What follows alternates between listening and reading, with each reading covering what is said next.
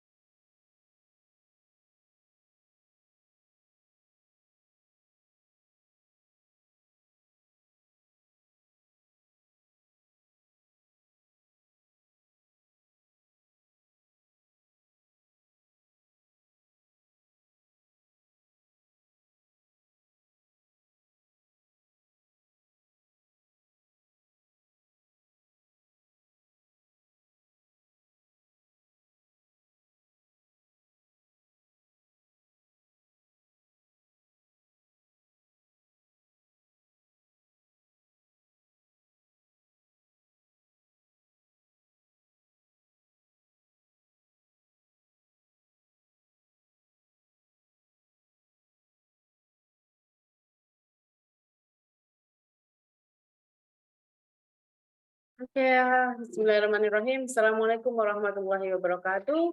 Good morning, everyone. Morning. Morning, ma'am. Hello. Good morning, ma'am. Okay, so everyone Morning, ma'am. can hear my voice clearly? Sure. Yeah, okay. Yes, ma'am. Yeah, I'm glad to see you again. Here we are in the fourth day of Locust 2022.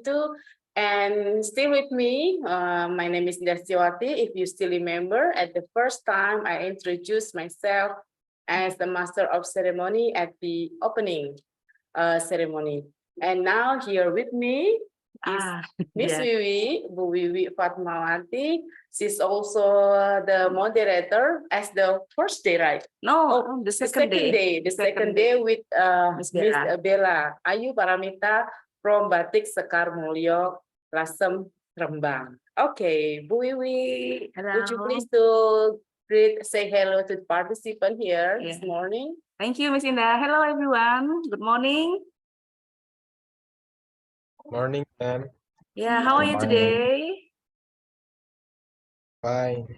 Fine, thank you. How I about hope you? that all of you is still full of spirit today because we almost touch. Yeah, tomorrow is the last day of the Locust, so I hope that everyone is still in the full of spirit, enjoying our program. Enjoying the program. Yeah. Okay. So before we are going to the agenda today, I would like to remind you what will we do today. So what is our schedule today, ma'am? We have two agenda today. The Yeah. first one is we will watch the cultural exhibition from all the participants. Yes. You know that we have almost 70 participants from 7 countries, and each countries they prepare the exhibition for us today to watch, and we will choose the best performance that we will announce tomorrow.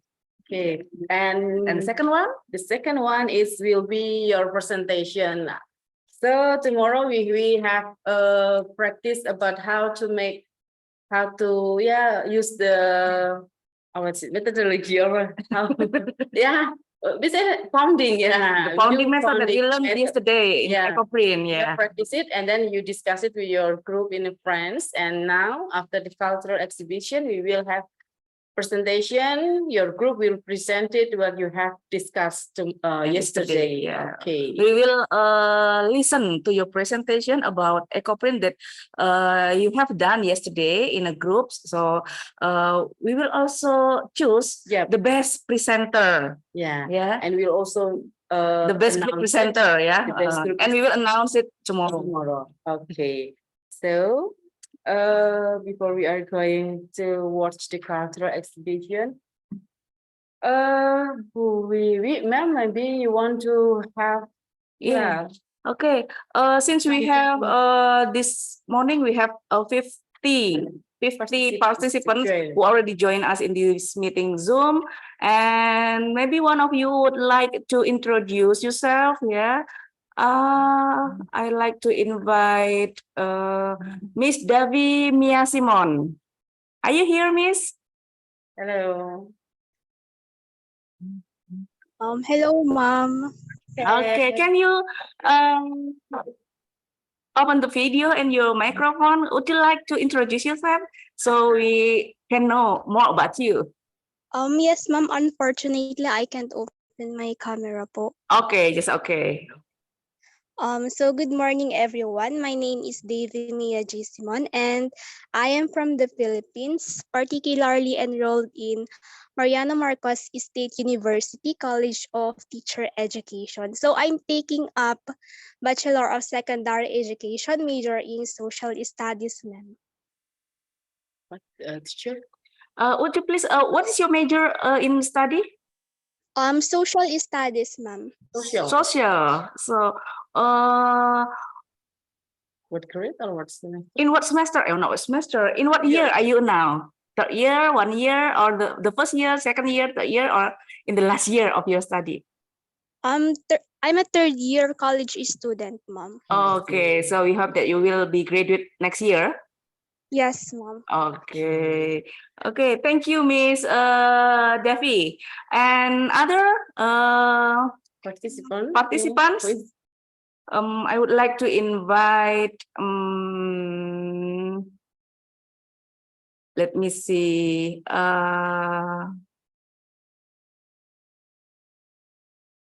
Ayim Bola from Kazakhstan? from Kazakhstan. You may Yes, highlight. good morning. Are you here with us? Yes. Can you Yes. hear Good me? morning. How are you? Good morning. I'm just wearing my national hat, if you can see from the video. Oh. Okay. What time is it now in Kazakhstan? It is 8 o'clock. PM. Yes. 8. 8 o'clock Not PM. so. Oh, What time is it now in Kazakhstan? I said I'm saying 8 o'clock. six. 8. Oh, 8. 8 o'clock PM. Okay. Okay. Now is it 9 EM in Indonesia? 9 EM in western part of Indonesia, because Indonesia have three times, the western part of Indonesia, the middle part, and the eastern part of Indonesia. In western, as we live now, is it at 9 o'clock EM. Okay, Miss Aim. Yeah. Can you introduce yourself? From what university are you from? Yes, I am from Eurasian National University and I'm 22 years old, a master student. 22. Oh, yeah. In what Yes. year are you? The last. As a first year. Oh, the first year. Majoring? The foreign languages teacher of English, actually. Foreign language. Is right. Is that foreign Yes, language? foreign languages. Yep. Oh, foreign Foreign languages. languages. Yeah. You got a bachelor? Bachelor. Or no, a master degree.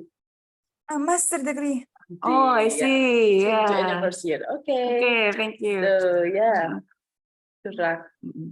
Is it for what we call it for season in Kazakhstan? I mean, like you have summer, winter, autumn. Yes, you are right. We have 4 seasons, but winter is the longest one. Oh, the longest one. Lasts for about 8 months, I think. 8, 9 months. 8 to 9 1. Wow, that's a long Yes. time. Mm. Okay, how about now? It's the It is so winter. cold here. Oh, Yes, it's so okay. cold. The minus 20 degree, if I'm not Oh, mistaken. Minus 20 degrees. Degrees, yes. Not minus, tapi 20. 20? Enggak, minus enggak. Oh. Okay. Thank you, Miss Ayim. Hi. Okay. You know that today, me and Miss Indah wearing the traditional Indonesian clothes because we have the exhibition culture, and we want to show you the various Culture in Indonesia. custom of traditional custom of Indonesia. Yeah. Me and Miss Indah wearing what we call it bodo clothes. Yeah, bodo clothes. Yeah, bodo clothes. Baju bodo. Yeah, in Indonesia we call it baju bodo or bodo clothes. This is the traditional clothes from South Sulawesi. I think that the participant from Philippines is also well known, yeah, about Sulawesi, the southern island. No, the island near Filipina is Sulawesi. Yeah, Sulawesi is in the southern part of Philippines. Yeah, so we Yeah, a bit different today. Yeah. That's right. Yeah, a bit different, colorful. Okay. Okay. How about this one? Maybe another participant, ma'am. Okay, another Philippines, participant. Yeah, I would Kazakhstan, like to invite another participant from um Filipina again. Yeah, Raisit. Yeah, Miss Raisit, are you here with us? Yeah, still Yes, fine. ma'am. Yeah. Could you please introduce yourself to us? Can help us Yes, to highlight, so please. yeah, good morning, everyone. I am Rachel D. Clarino. I am 22 years old, taking Bachelor of Science in Psychology from Lyceum Northwestern University in the Philippines.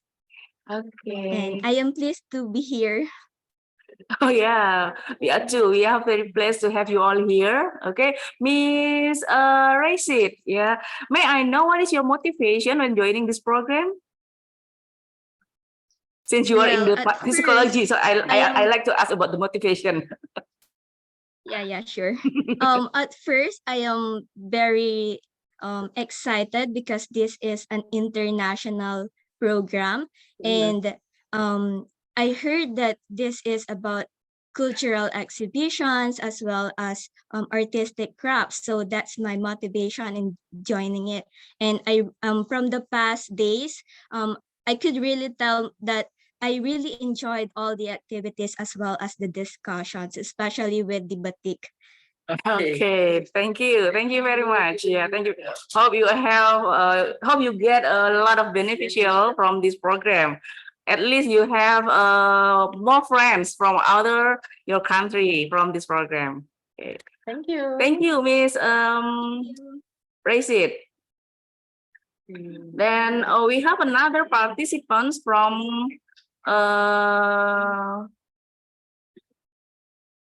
Malaysia. Okay. Okay, I would like to invite Miss Sabrina Savri. Are you here with us, Miss Sabrina? Hey, hello. Yeah. Hello. Would you please introduce yourself? Okay, my name is Nuri Sabrina binti Muhammad Safari. I am 20 years old, and right now I'm a second year of Bachelor of Occupational Safety and Health. Uh-huh. In what university are you from? Yeah. You are studying in what university in Malaysia? I'm from University of Malaysia, Pahang. University of Malaysia. Sorry. University of Malaysia, Pahang. Pahang. Oh, Yeah. I have a friend who teach. Yeah, she is a lecturer in UMP, University Malaysia Pahang. Is that right, Sabrina? UMP? Yes. Yeah, I have a friend there in the Faculty of Mechanical Engineering. She is my friend. I met her when when I got my master degrees in Malaysia, long time ago. Okay, Sabrina, what's your hobby? My hobby is playing badminton. Playing badminton. Yeah. Yeah. So you love sports. So you love sport so much. Yeah, I love sport. Okay. Do you ever join the badminton championship? Oh, I have no confidence to join. Maybe you have to try someday. Yeah. Program. Okay. Thank you, Miss Sabrina. Thank you, Sabrina. Do you still invite another? Once again, maybe. Ma'am. Okay, once again, I would like to invite How about Indonesia? Indonesia.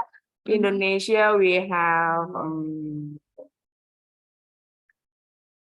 Wait a minute. wait a minute. I still look for the Indonesian participants. Yunita Enda. Yunita Enda, are you here? Are you here with us?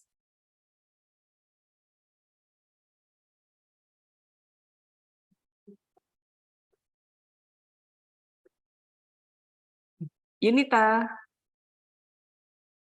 Oh. No. Oh, maybe she has a problem with the connection. Okay, Uh, another one. Andrianto. He's Andrianto. from Indonesia too. Andrianto, are you here with us? Yes, ma'am, I'm here, but still Okay. in street. So thank you. Thank you. Would you please introduce yourself? And then camera on, please. Turn on your camera. Have you? Can you I'm turn on the on street, your ma'am. camera or video? On the way on the campus. Sorry. Oh, I see. You are still on the way.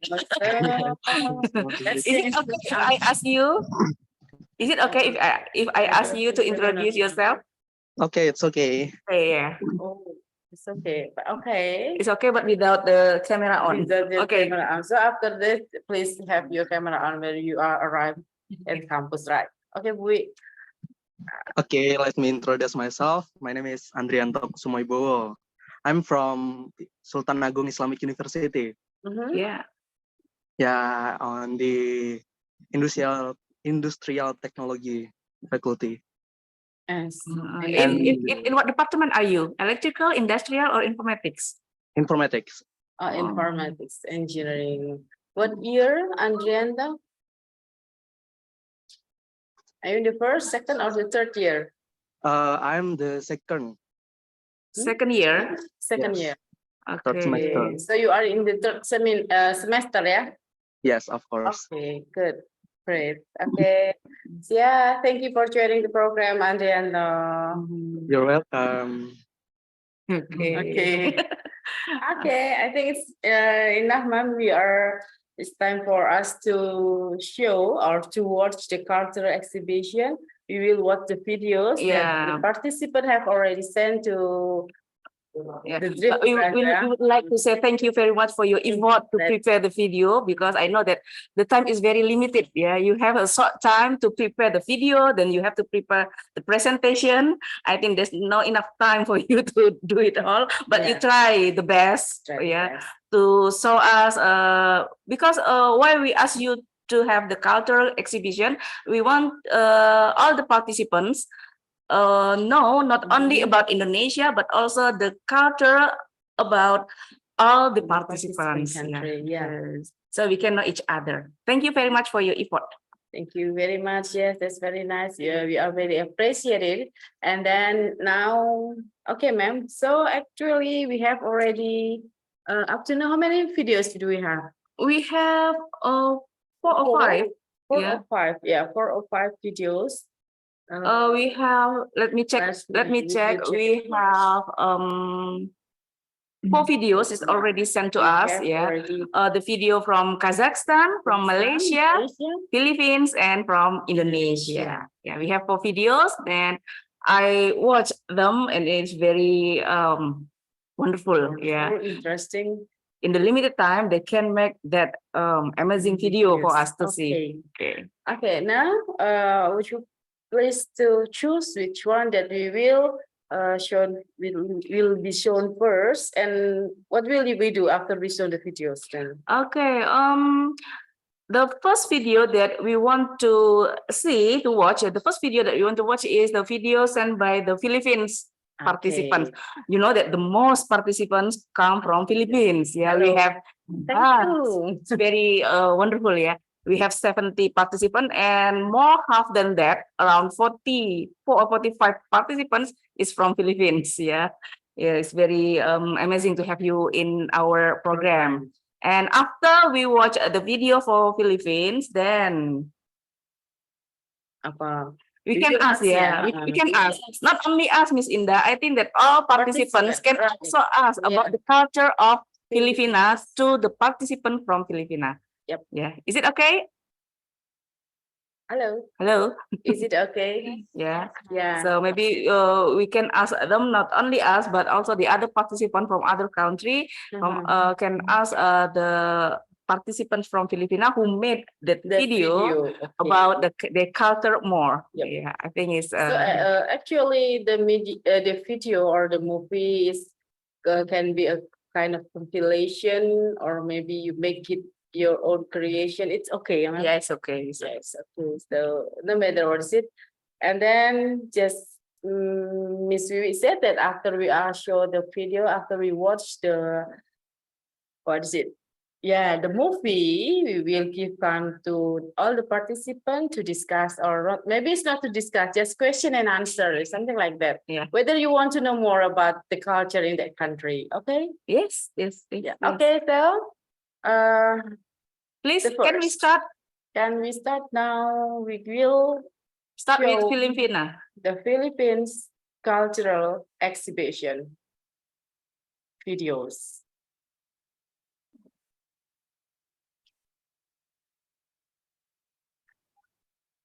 Suara. Sound please. Bisa diulang, bisa diulang.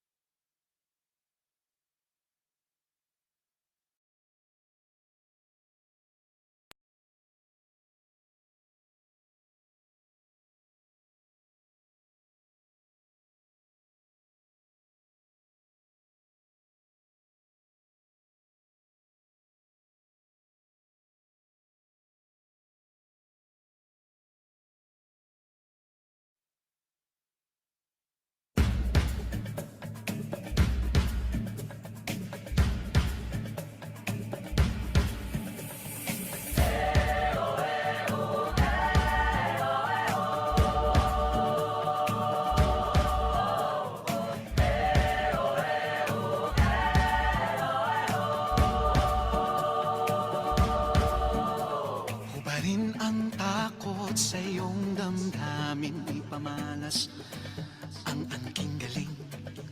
Tumayong buong tapang, harapin ang buhay, akapin ang tagumpay. Tulungan ang kapwa't bigyang halaga, wag hatakin ng pababa.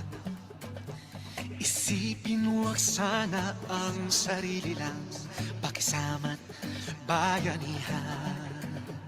Subukan nating isulong at ligawan ang magandang bukas. Ikaw at ako magkasama tayo, salubungin ang kinabukasan.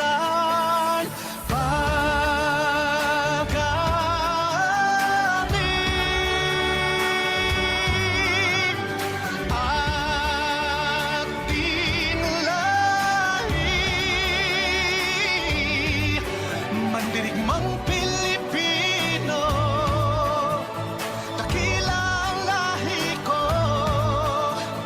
Bayaning Pilipino sa makabagong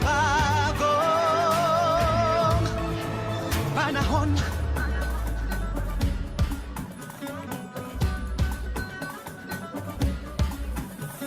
Halina't hawakan ng aking kamay, sabay abutin natin ang tagumpay. Patuloy lang tayo sa pagpapanday, tiwala sa Diyos ang sandat at gabay. Subukan nating isulong at ligawan ang magandang bukas. Ikaw at ako magkasama tayo, salubungin ang kinabukasan.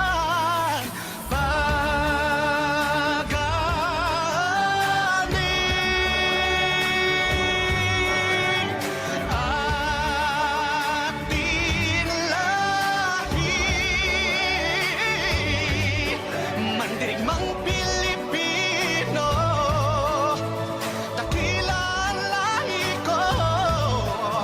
Panahon.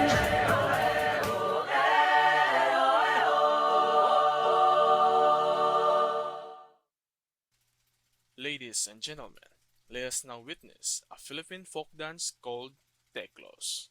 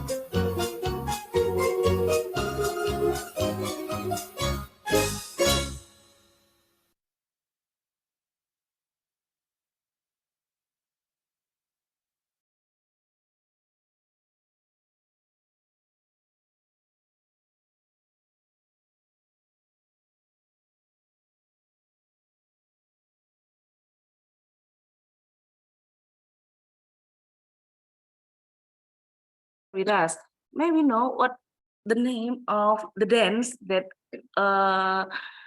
you saw us in that video?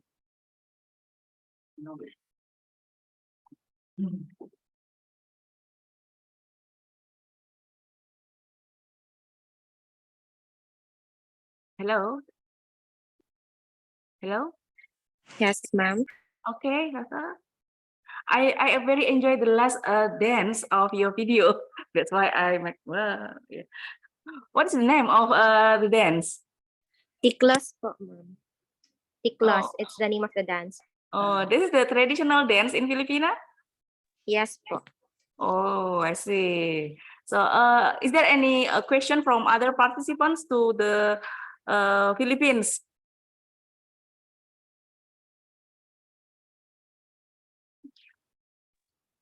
Ma'am, can you repeat it po? I was not able to hear it clearly. Okay.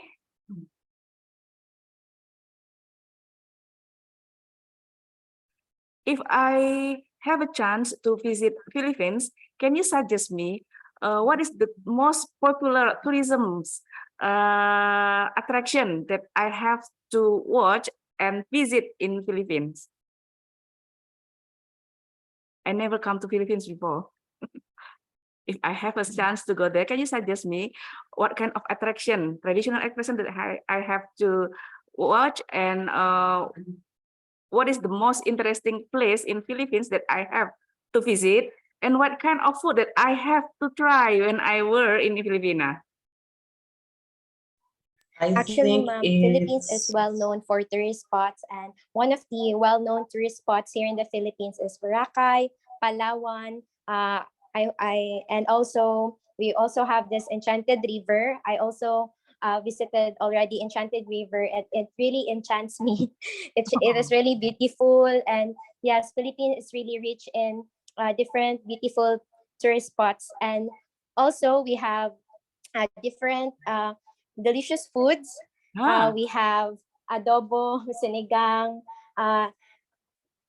kakanin, tinola, and a lot of very delicious Filipino foods. And also the people, when you visit here in the Philippines, they are very hospitable, they are so welcoming, and they are very happy, happy people. okay. And Can you also lechon, yes, lechon must try. Okay, can you describe to me? You have mentioned a lot of kind of foods, yeah, but I cannot imagine, yeah, what is looks like, what it made, what is the ingredient, yeah, it made from like the flour or meat or the vegetables. Can you describe it to me? One food that you have mentioned before, so I can imagine. Oh, this kind of food, yeah.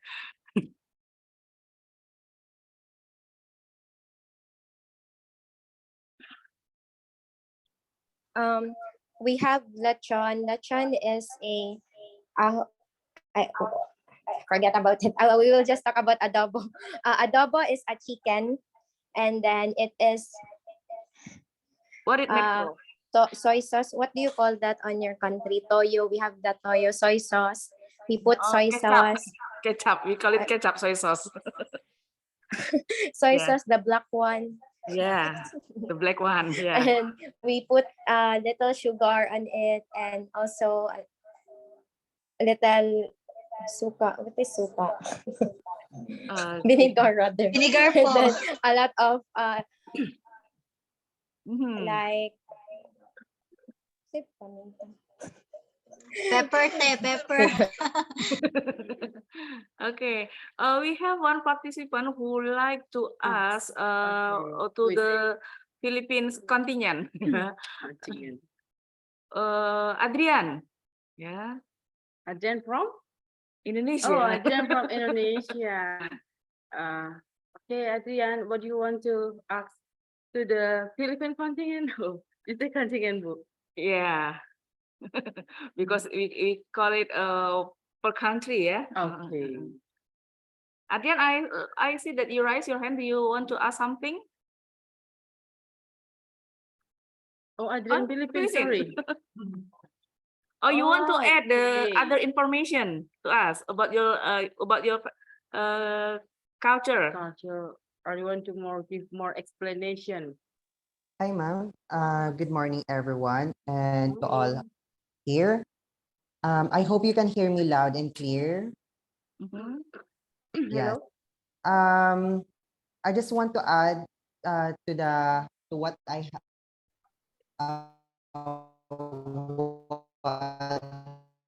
my fellow have said, and it's a roasted pig, and it's so crispy. Like when you taste it, oh my gosh, you can feel the cloud nine, or you will feel the I think maybe you forgot your name if you taste it once you taste it. And I just want to add that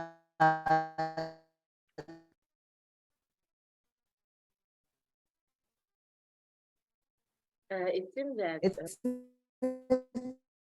just the reason we can be proud. Yes, we are colonized, but before colonizers came in our island or in our country, we already have the cultures that we can be proud of. For example, women before are already leaders and warriors. You know the stories of those women who sacrificed their lives during uh, battleships or hardships between so many communities or even states. And then even we already have civilization that time, and the governments, although we just don't have that very much civilized before it's civilized before uh, conquerors came in the scene here in the Philippines. And I think you're aware of some pageantry and sports that Filipinos stand out. For example, in the Miss Universe, we have Miss Catriona Gray and Pia Wurtzbach, if you're familiar with them. And then for sports, we have Manny Pacquiao for boxing and some others. Yeah. Okay, thank you.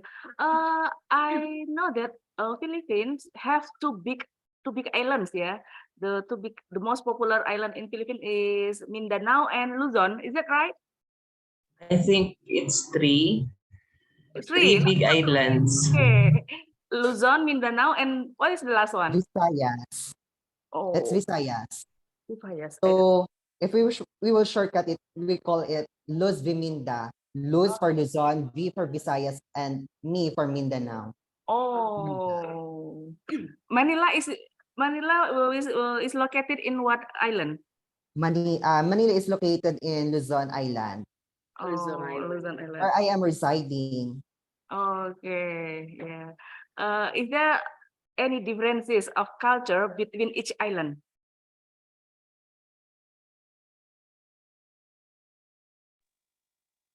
With the cultures, yes, we have different Language is differences. the language. How about the language?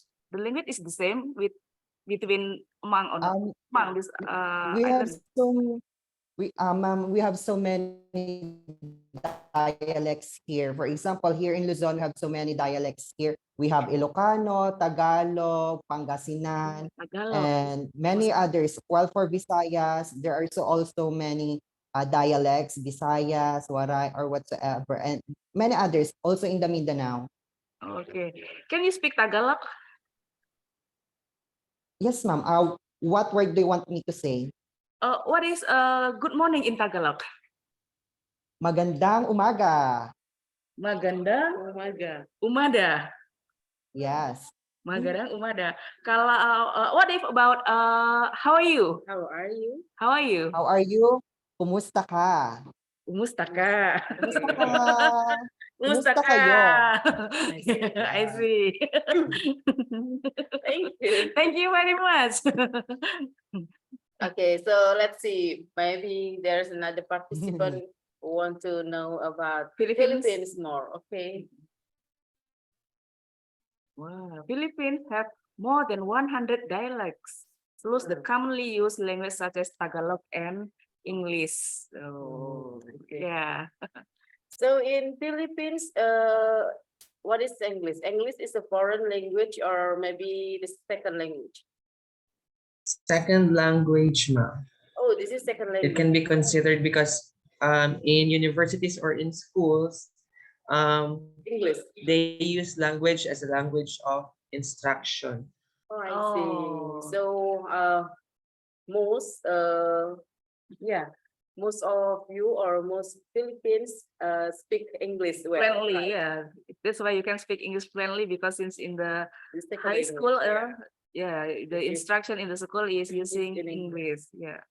Because in Indonesia, English is still a foreign language. Yeah, we still use Bahasa Indonesia. For our daily Yes. communication, and also in the school, even in the university, we use Bahasa Indonesia as the language. Yeah. Okay. So, language.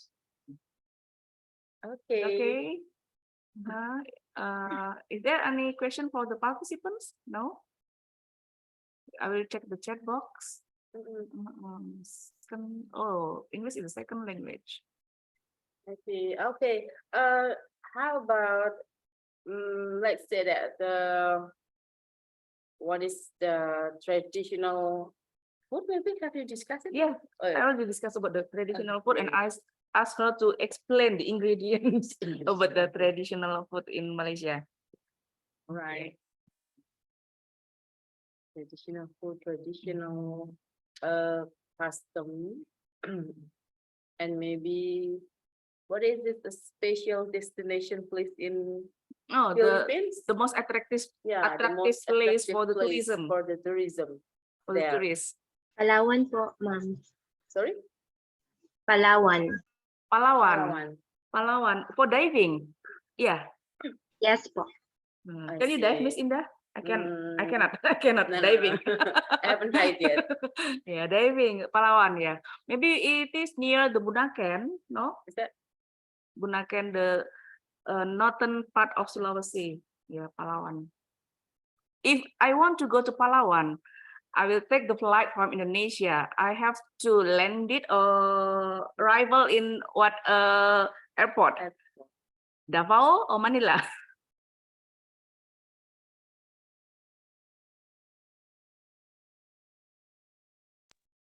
Manila, ma'am. Then you will take another flight from Manila to Palawan po.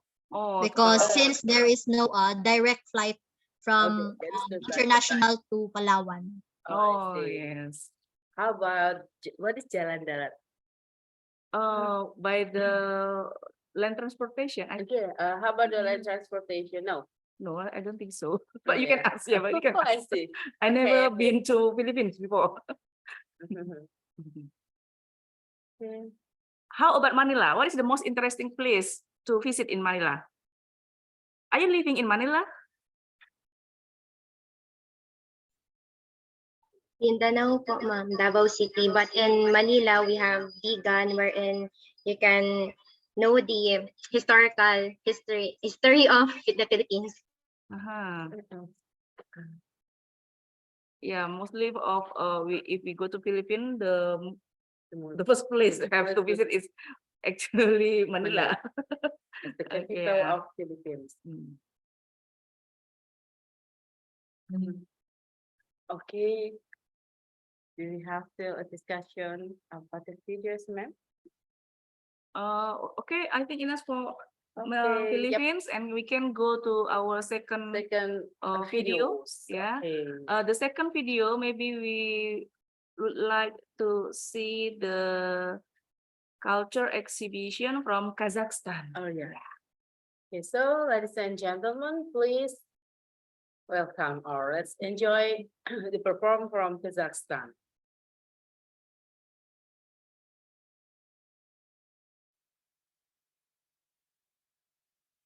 The Republic of Kazakhstan in Kazakh.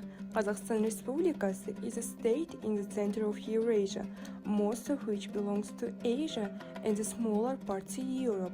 The capital of Kazakhstan is Astana City, and many different nationalities live in Kazakhstan, and we differ from other countries in that all the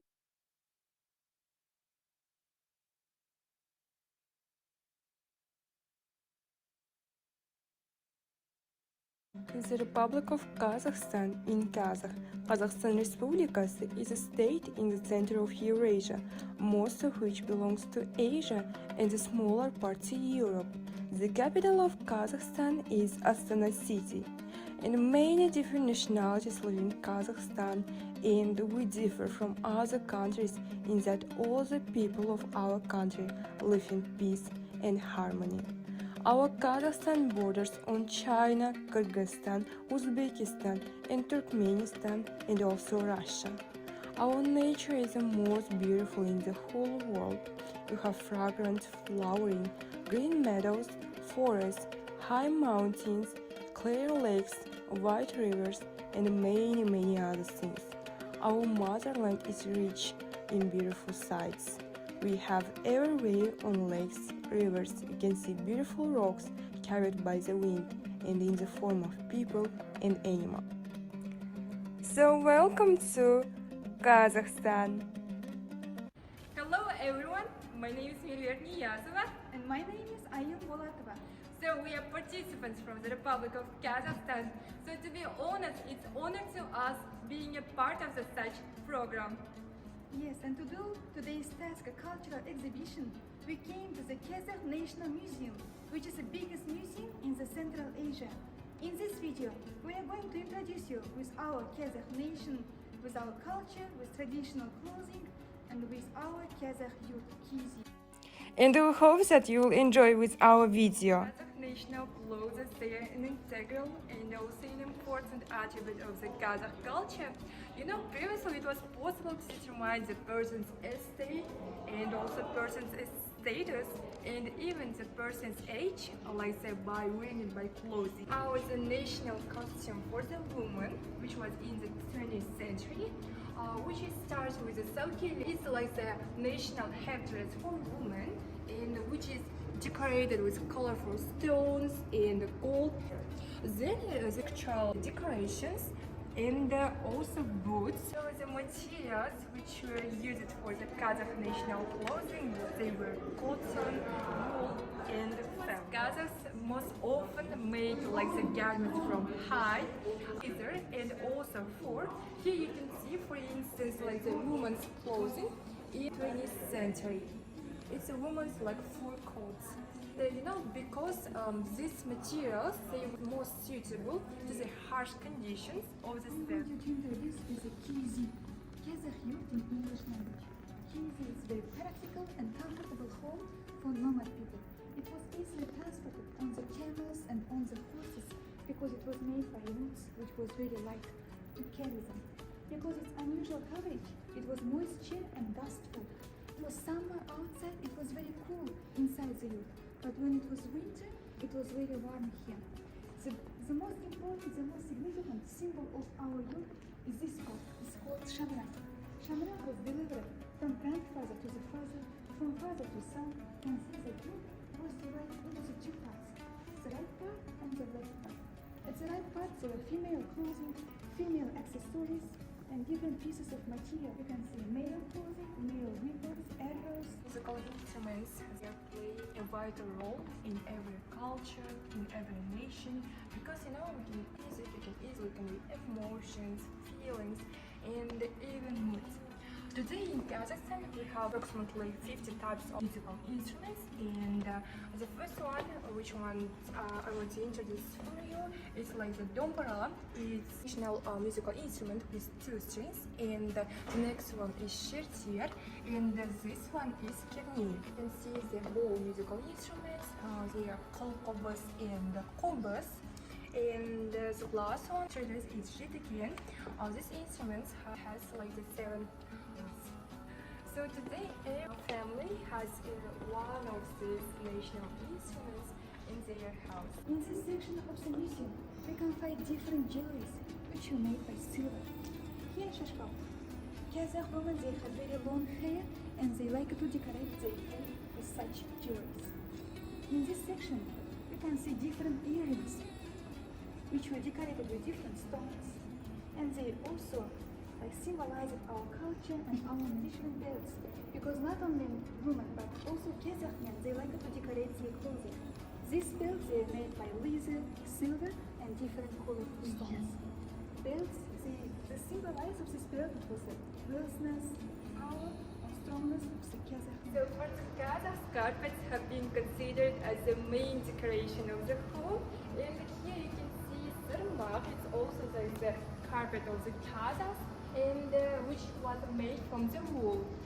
So these carpets, they were necessarily included to the dowry of the brides and also to the most respected guests. So I can say that for the Kazakhs, carpets were not only just a craft, but the embodiment of the spirit of the people. Thank you for your attention.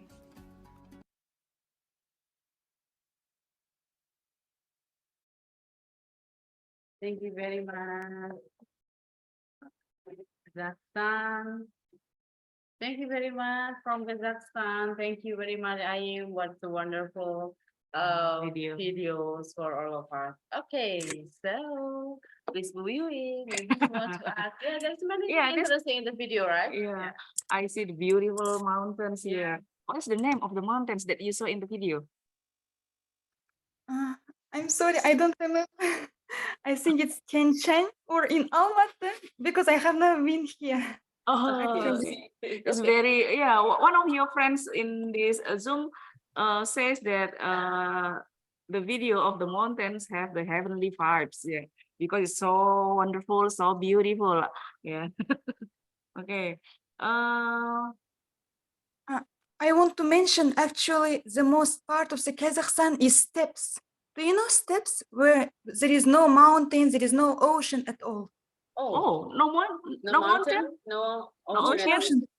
So it's it's also it's only in the Almaty where we border with China. There is a lot of mountains here, but otherwise there is no mountains at all. Yes. Oh, Only steppes.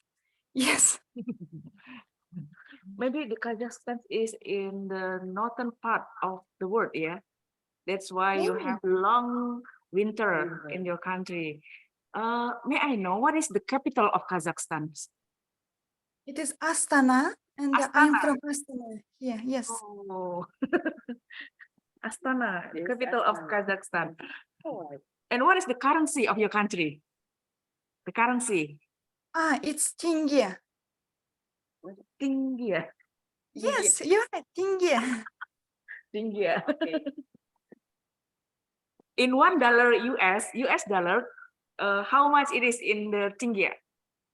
About 440 tenge, if I'm not mistaken. 440. 40. Yes. Oh, $1 US is equal to 440 tenge. Yes, you're absolutely right. 400. Yeah. Miss, I'm Bolatova. Is that your name, right? My name is spelling right or not? I'm Bolatova. Yes, you're right. Right. Okay. Yes. Okay. What is the popular area to visit in your country? So I advise all of you to visit the Almaty. It is the largest city in Kazakhstan. It's an origin of apples, the fruit of apples. So Almaty, yes, it actually means the father, the grandfather of apple. It's a very nice place. Yes, there are a lot of mountains where you cannot find the other place, or other Tian Shan mountains you can visit. Yep. Oh, okay. Thank you for your kind words in the comment section. Yeah, Philippines brothers, thank you a lot. Yeah. Because I never been to Kazakhstan, so it's too far away from Indonesia. Yeah. We have almost 11 hours different time. Now we are at almost 10 o'clock. I think in Kazakhstan it's almost 9 o'clock p.m. I'm sorry, maybe there is a mistake, but I said there is only 1 hour time difference. Oh, it is 9 o'clock here. One time Yes. different. Oh, so it's still in the morning at your place. Yes, yes. I think at your place night. Sorry. It's my mistake. It's okay. Yes. Thank you. If Okay. I have been a chance to go to your country, would you suggest me to try the most popular food? Yeah, food. Must try, must eat food in Yeah. your country, in Kazakhstan. So when I say Kazakhstan, I can say the besh parmak, the national food of Kazakhstan, can represent all Kazakh people. It's Oh, like a soup with Mm. horse meat. Do you eat horse meat? Is it okay for you? I mean, some part of Indonesia we eat horse meat, like in Nusa Tenggara. Yeah, they eat horse meat and drink milk from horse too. But we are in the western part of Indonesia. We quietly hard to get that kind of meat. Yeah. okay. It's Okay, like a right. noodles with horse meat. Yes, it's very easy to cook. How about beef? Yes, beef and sheep. We also eat them. It's okay. Same with us, yeah. Okay. What is the national, what we call it, language? Is English the foreign language in Kazakhstan? Yes, it is a foreign language. Our language is Kazakh and Russian. We use them a lot. Russian is a second Oh, language. Kazakhs, yeah, Kazakh and Russian, yeah, because I don't know in what time that the Russian then separated into so many countries. That's right. You are right. Yes, we were part of USSR until 1991. About 400 years, we were part of Russia, and now all of us can speak good Russian, I think. Yes. In what year is that? I forget. Until 1991. Then we got our independence. 1991. Okay, 1991. So, what is the most religion of the Kazakhstan's people? Yes. If I'm not mistaken, the major people are Muslims. Oh, And Muslims. yes, and because of Russian people, they also live here. Like the second religion is Christian, and then the minority of them, maybe the Buddhism or something like this. I don't remember actually. But Muslim and Christian are the major religions here. Oh, yeah, yeah, yeah. In Indonesia, we have how many religions? Muslims, Christians, Catholic, Buddhist, and Hindu. And No, Konghucu. Konghucu is the China for the Chinese people. Yeah, that's the what we call it. What's it? Agama yang diakui oleh pemerintah. Okay, registered religion by the government. Okay. Okay. How about let's check to the chat, ma'am? Maybe there are many participants who learn to know about Kazakhstan because from your videos there are some what is it? Maybe there is a music instrument and then you show it, right?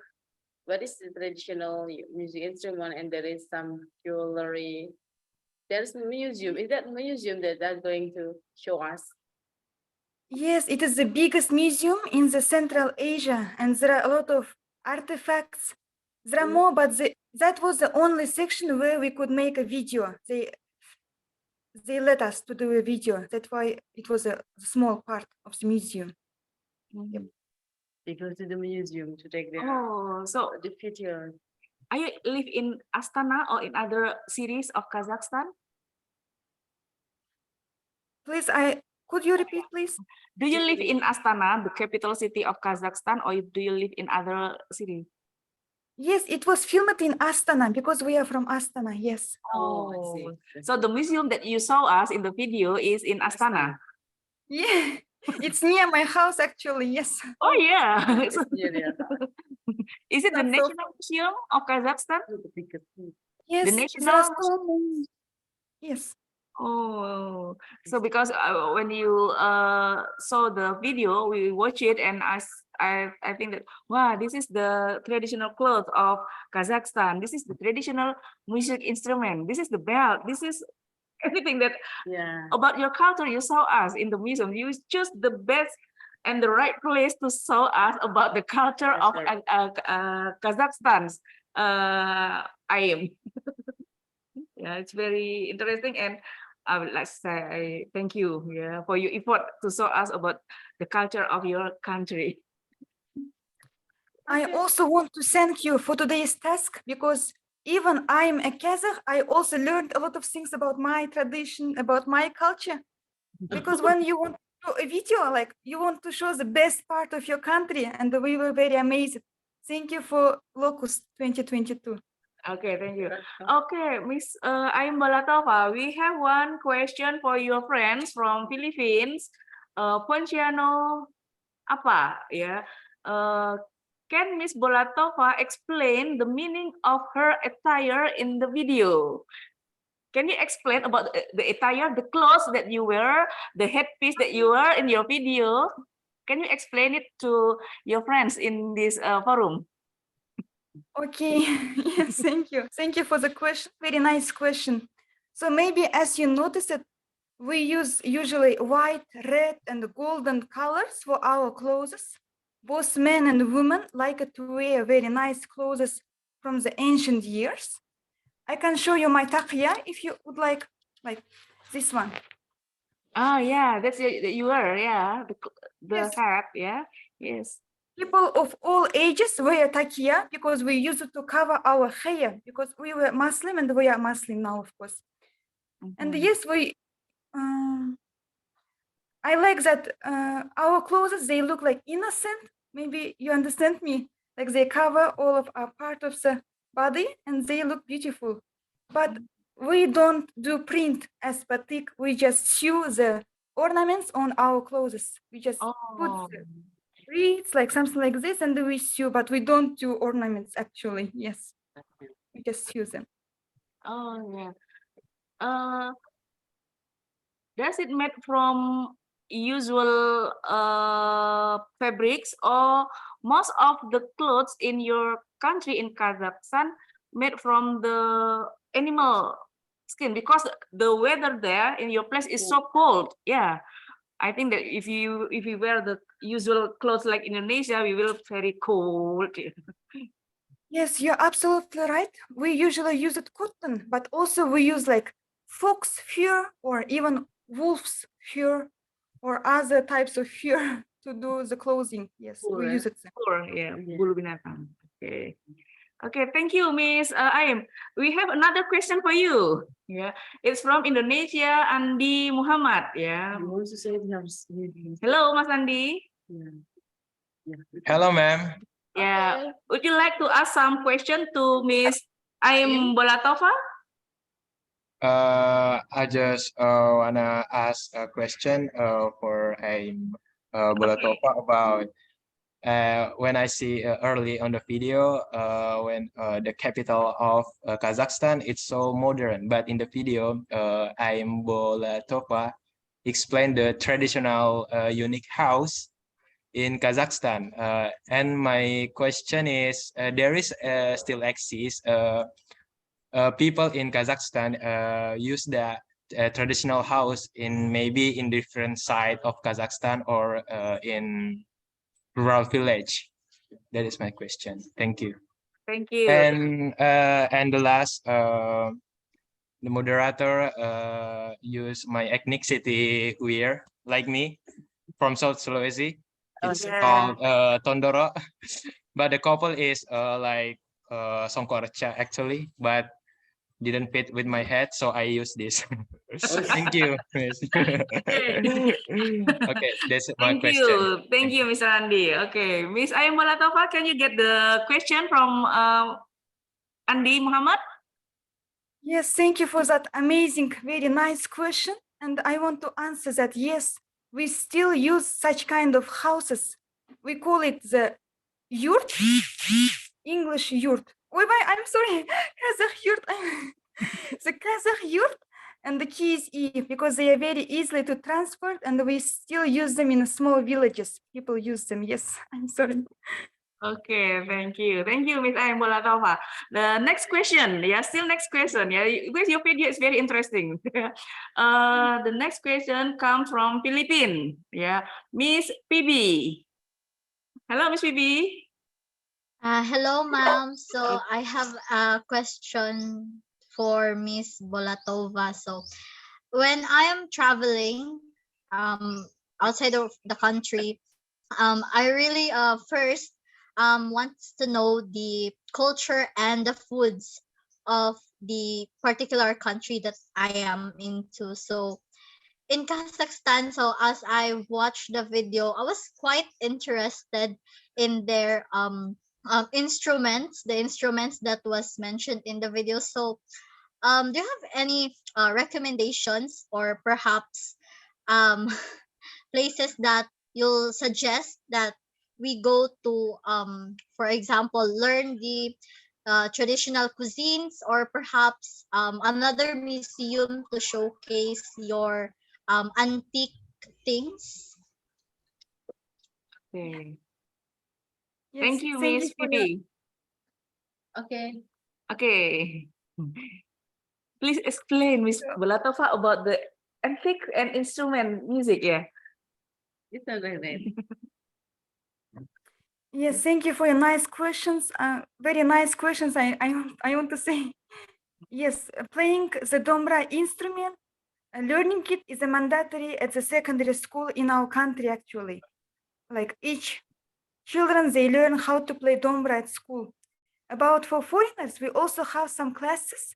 Maybe you can study at our University of Art. Here we have some courses as dombra, and if you are in other country, you can just search dombra online and find some online teachers. Yes, we are very interested in teaching our culture, I mean, because yes, nowadays it's very popular.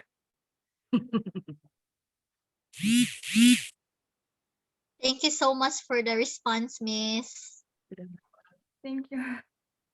I want to say that I have met so many Philippines and Indonesia people here in Astana when I work at the supermarket. Yep. You know, the one thing what confused me when I have met them or they have asked me something, I always speak them in Kazakh because I thought they are Kazakh people. We look the same. I mean, we look alike maybe. The same in Indonesia. Filipinos are everywhere. Yeah. Okay. Thank you very much, Miss. I am Balatova.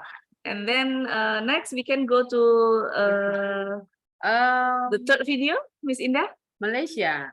Okay, so now it's time for Malaysia to perform their videos. So please.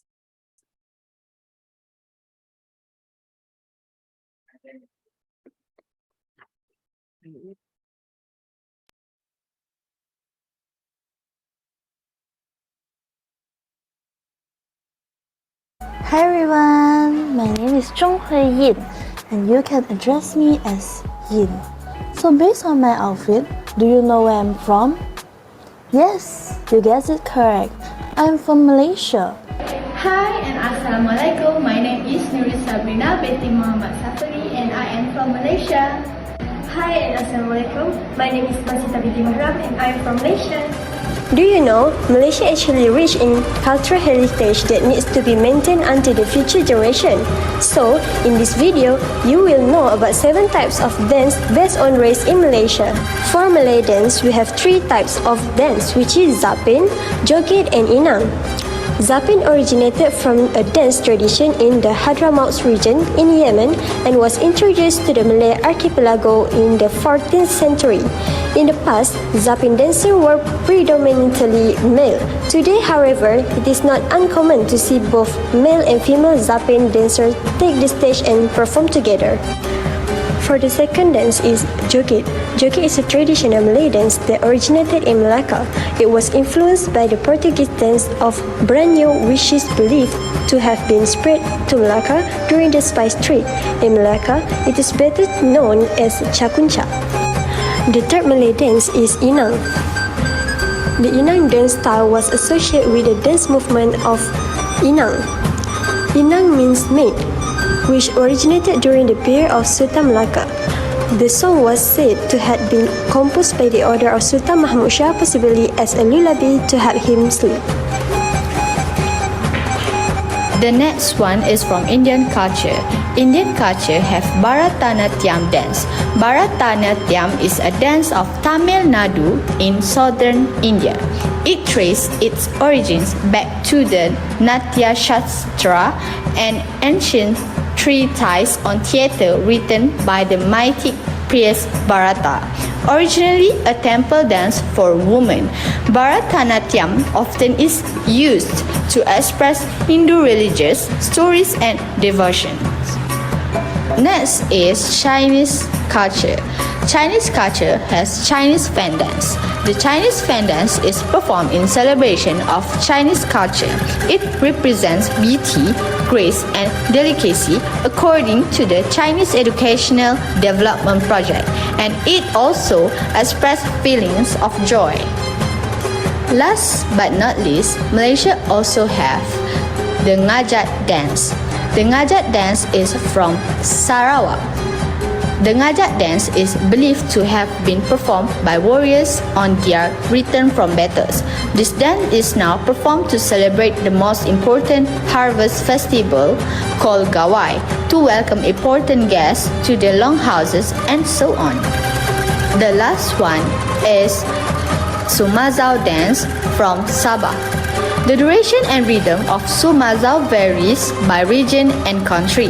This is a dance inspired by eagles' flying patterns witnessed by farmers resting in the fields during the harvest season. So there are 7 types of different traditional dance you have watched. Each race has their own traditional dance that we have in Malaysia communities. There's a lot more traditional dance in Malaysia, but we are lack of time. We hope you guys enjoys watching our video. Hope you guys can come to visit Malaysia. Malaysia is truly Asia. I love Malaysia. Hope you guys can visit to Malaysia. Malaysia truly Asia. I love Malaysia. Saya anak Malaysia. So don't hesitate to come and visit Malaysia. Malaysia truly Asia. I love Malaysia.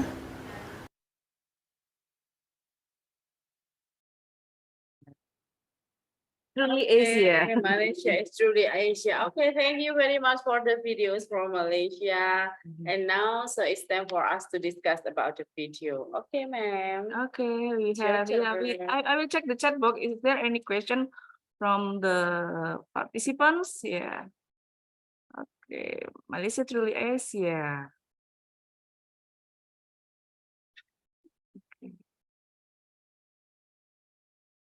Okay.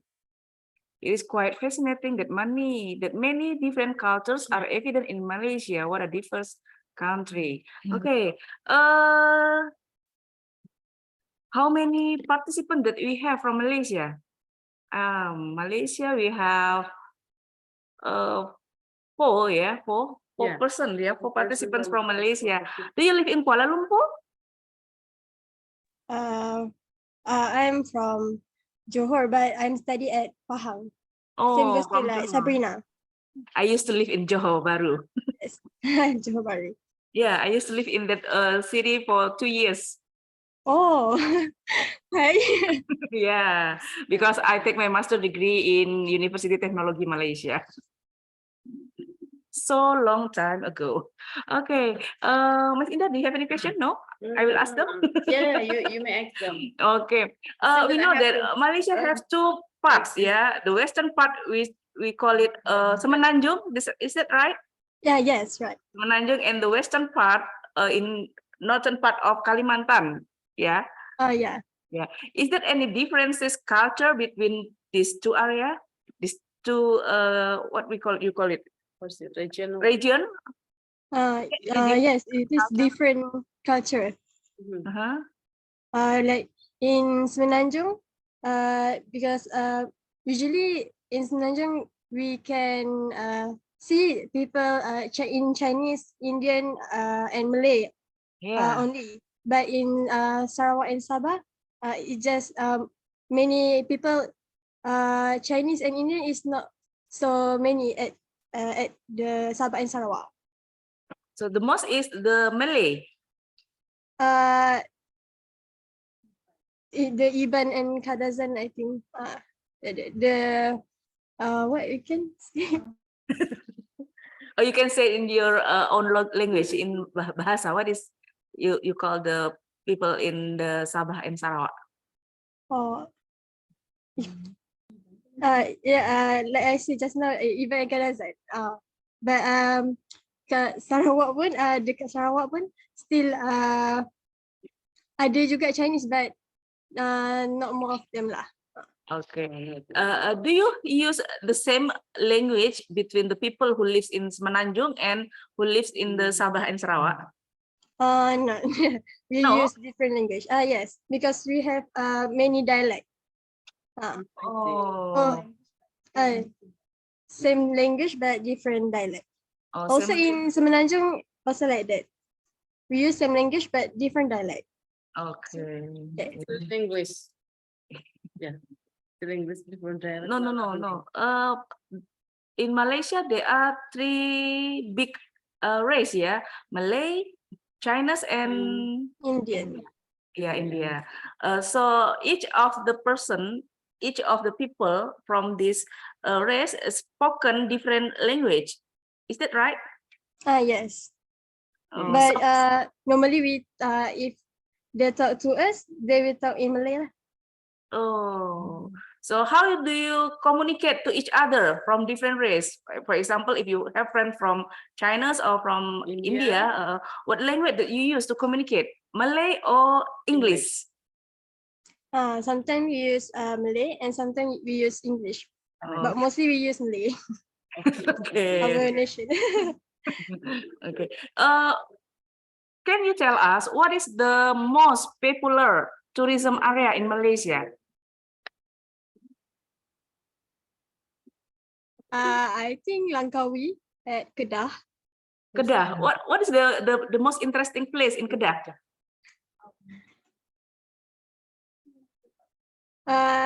Because Langkawi is the most tourism place that that usually tourism used to go, and there is a very interesting place to visit at there.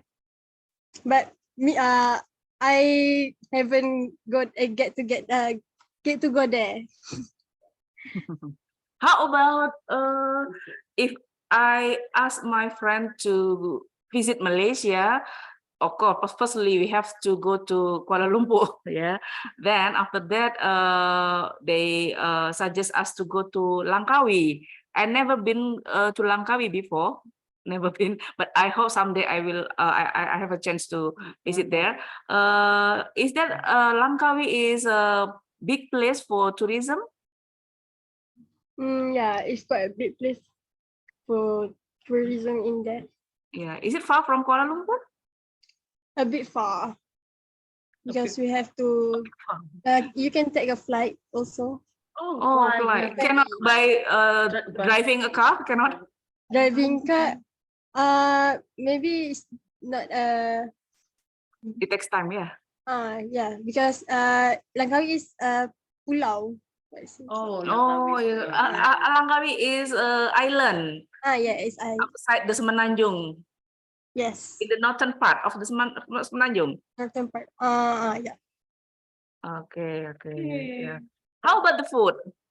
But in there, have you? Oh yeah, our faculty of industrial technology, all the lectures, all the staff of this faculty, we went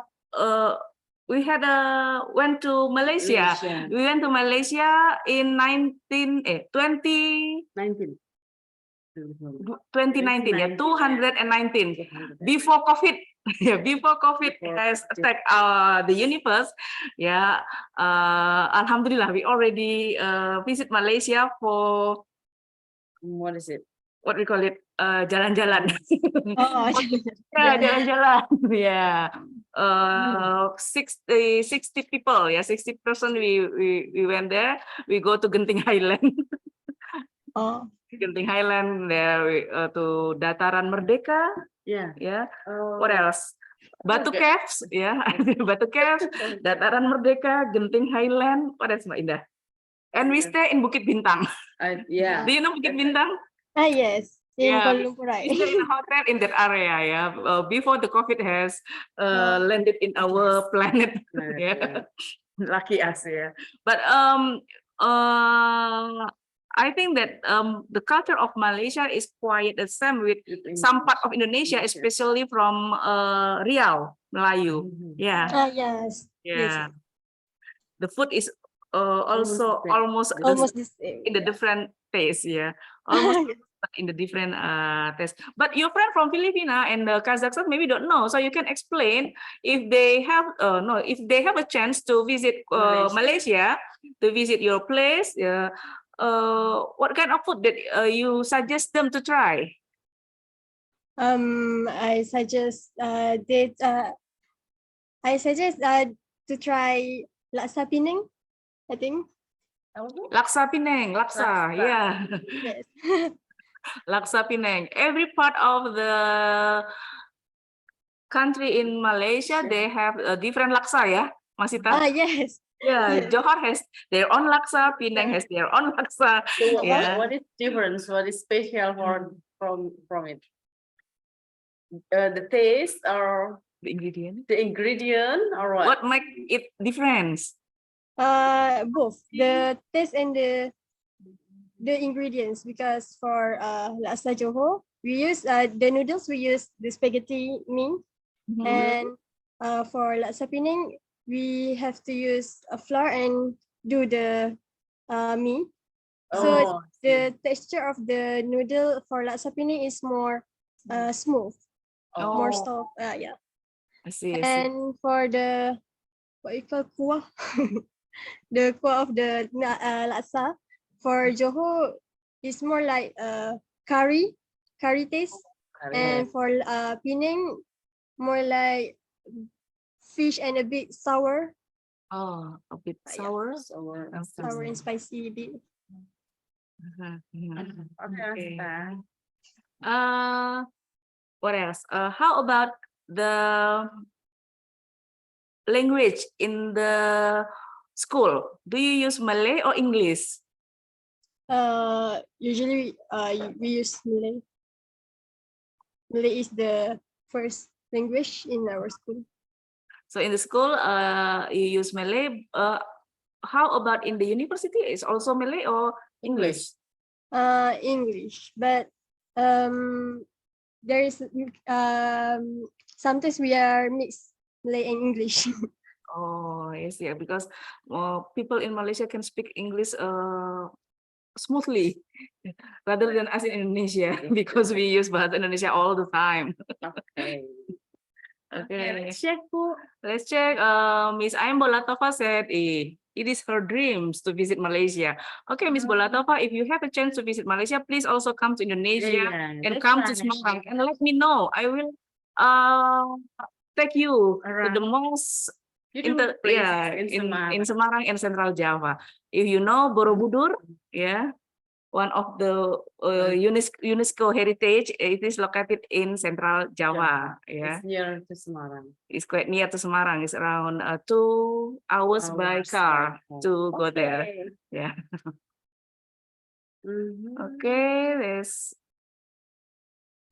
no other question. We go to the next video, Miss Indah. Once more. Oh, ada yang raise hand. Oh, it's yeah, raise hand. I'm sorry, I forget to see the raise hand. I'm sorry, Miss Hilma. Miss Hilma from Indonesia. No problem, ma'am. Sorry, I don't see your hand rising. Okay, Miss Okay, Hilma, no problem, no problem.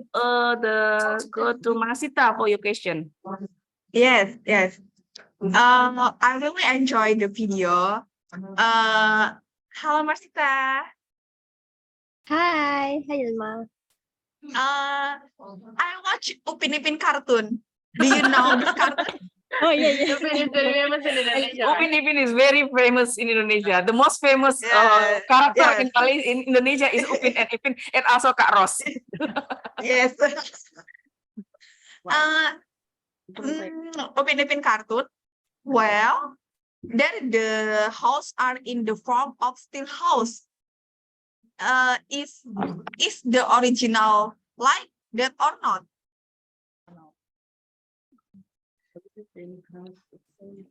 Can you make your question clearly? How to say? There the house are in the cartoon in the front of still house. Is the original like that or no? Rumah panggung. How to say rumah panggung? Yeah, rumah kampung. Yeah. Yes. There is a rumah kampung at the pendalaman one. Ya, itu banyak. Inggris apa yang mana? Rural place. There's still the house we call rumah kampung. There is still, but there still exists, but not so much.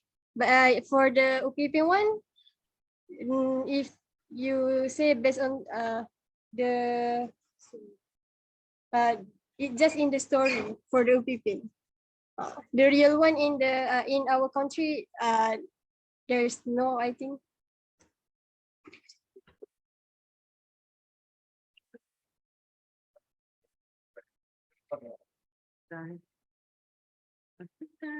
Okay. Famous videos, yeah. Yeah. Okay, thank you. Yeah, because Upin Ipin is very famous in Indonesia. Yeah, the most famous cartoon is Upin Ipin and Bobo Ibo. Boboiboy. Boboiboy. Boboiboy is also made from Malaysia. Yeah. Yeah. Yeah, this is very famous for the children in Indonesia. Yeah, every day they watch Upin Ipin and Boboiboy. Yeah, yeah. The reputation is make. Yeah. Okay. That make the drumstick chicken fried is very famous now. Yeah. Ayam goreng. Okay. Okay. Thank you very much, Masita, for your kind information about the Malaysia. Yeah, right. the truly Asia. Okay. Now we. Oh no, I have some commenter. Yeah. Okay. From Philippines is also watching Upin Ipin, not only Indonesia, but also in Philippines. They watch Upin Ipin. Very famous, yeah. The most famous person from Malaysia is Upin Ipin. Okay. Okay. And now, who is it? Who is it? Oh yeah. Okay, we have another question, Masita. Yeah, you still here with us?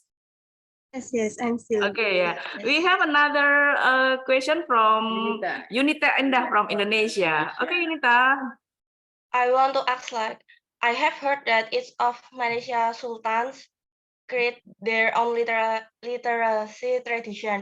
May I know one of them, and the story is told to the children from their parents, or it's taught in school like legend or some literacy program? Can you repeat your question, please? And the first time. I have heard that each of Malay sultans create their own literacy tradition.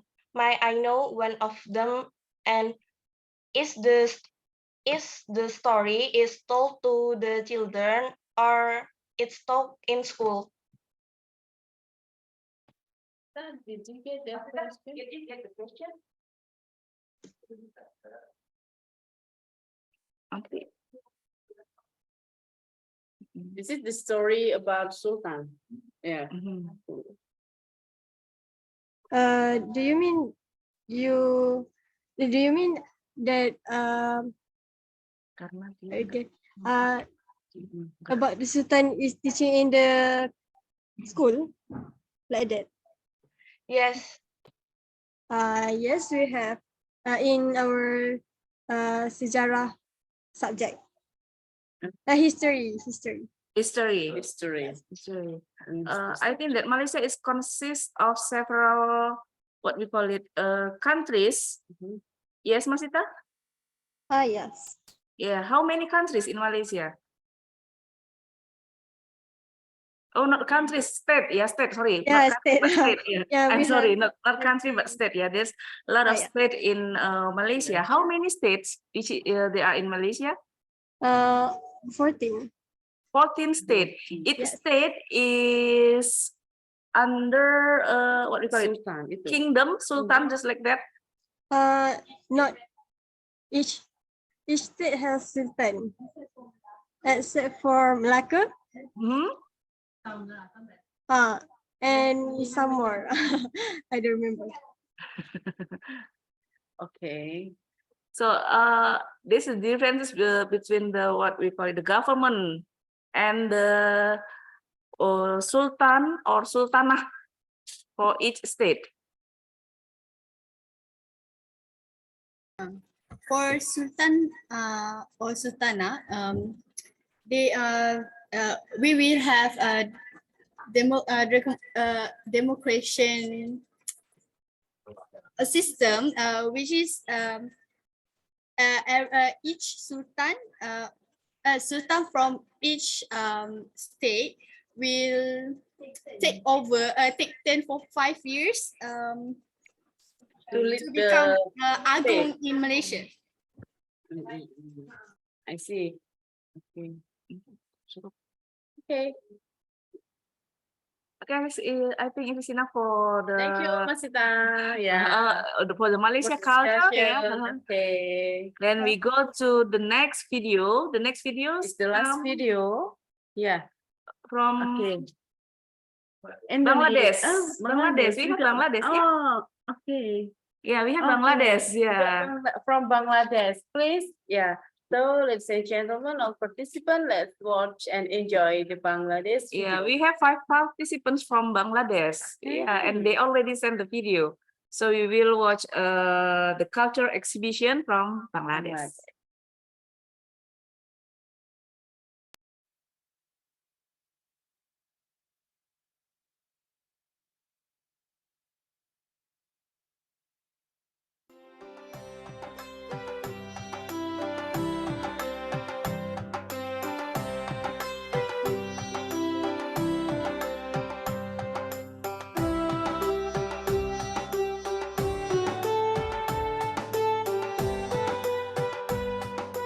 Overwhelming melody, rhythmic motion of merriment. Bangladesh, the first day of the year, begins here with festivities and joy. Poila Boishakh on 14th of April is the best ever universal festival in Bangladesh. Mongol Shobhajatra, this UNESCO-recognized intangible cultural heritage sprinkles graciousness through Renaissance. Happy Bangla New Year!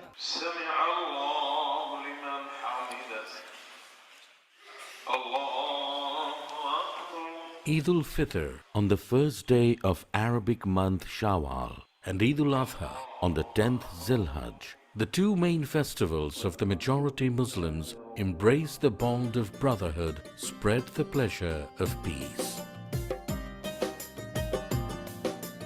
Bisho Ijtema, the world's second largest Islamic congregation, is here in this country. Eid-e-Miladun Nabi on 12th Rabiul Awwal, Ashura on 10th Muharram, and many other Islamic festivals are also celebrated here every year. The most grandiloquent festival in Hinduism is Durga Puja in the Bengali month Ashwin. Full of culture, splendor and esprit.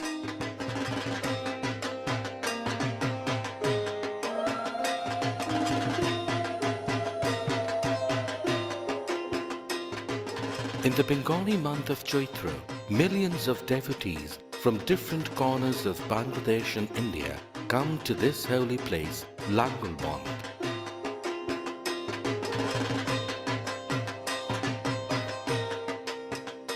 Along with Durga Puja, Deepavali and Saraswati Puja are gorgeously celebrated in Bangladesh.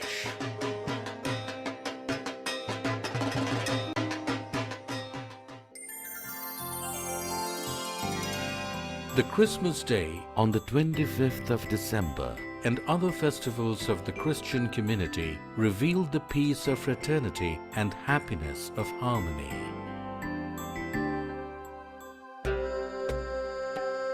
Buddha Purnima the largest religious festival of the Buddhist community.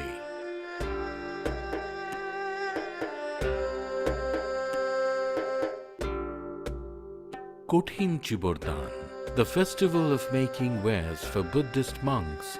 By creating yarn from cotton, the hard work of making this special dress overnight has to be finished before sunrise. These exclusive clothes, chibor, are gifted by the devotees to the monks at a magnificent moment.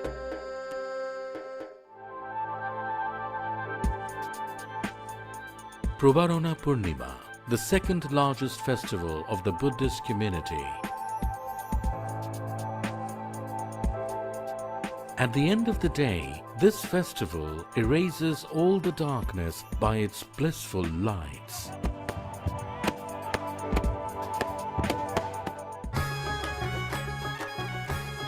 The most enjoyable folk sports festival of riverine Bangladesh is Naukabaj, the boat racing. A great battle of speed by boats, filled with excitement, with enjoyment. Jobbarer Buli Khela and Lathi Khela are other exciting traditional festivals of this country.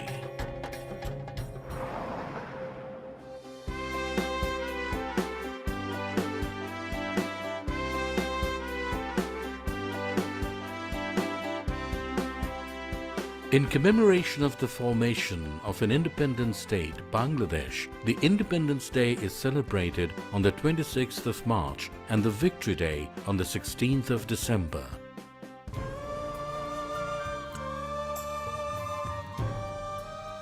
Bangladesh is the only country in the world where people have sacrificed their lives for their mother tongue. Recognized as the International Mother Language Day, the 21 February is now a festival of glory. This celebration for language is vibrantly reflected in Amor Ekushe Gruntho Mela, the month-long book fair.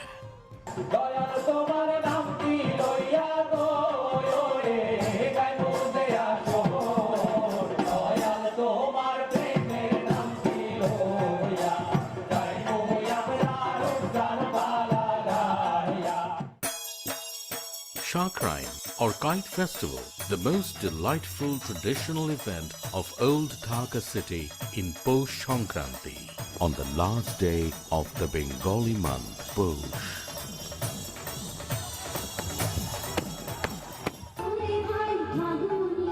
Pohela Phalgun, the first day of spring, celebrated as Spring Festival on 13th of February. With the adornment, there is gaiety all around.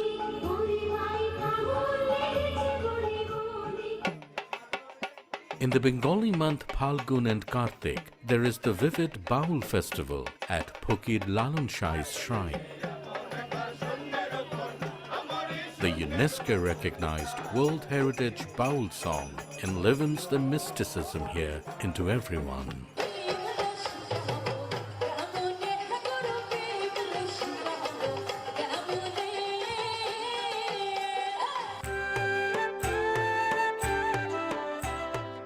The diverse lifestyle of the small ethnic groups of Bangladesh is festive in tradition.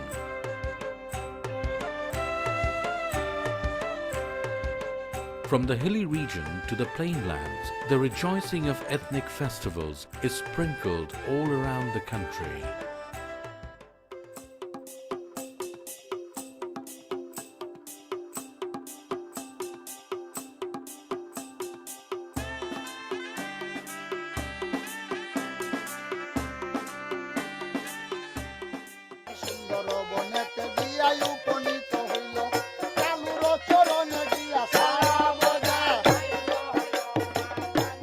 Chanting traditional tunes here keep this country festive, like Gajir Gan, Potir Gan, Thamayul, Gombhira. আচার ব্যবহার চলাফেরা কথাবার্তা দেখতে শুনতে heavy মিষ্টি নানা মিলন মেলা রে ফলে কথা কব বন্ধুরা গানে আমরা Fish Festival, an entertaining and distinctive event observed in different corners of Bangladesh.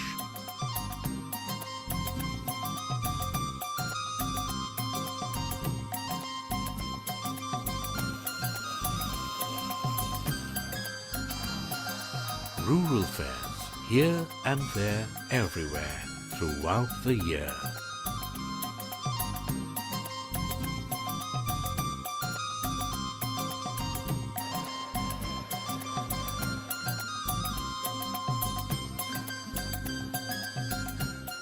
This is the opportunity to open your heart and mind and to float into unlimited joy. In this festive Bangladesh, the festive carousel is waiting for you. Won't you take a ride?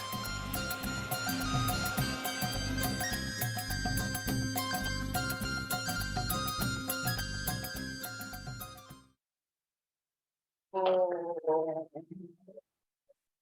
Thank you, Bangladesh, for the video. There are many traditional attraction, yeah, in your video. Okay.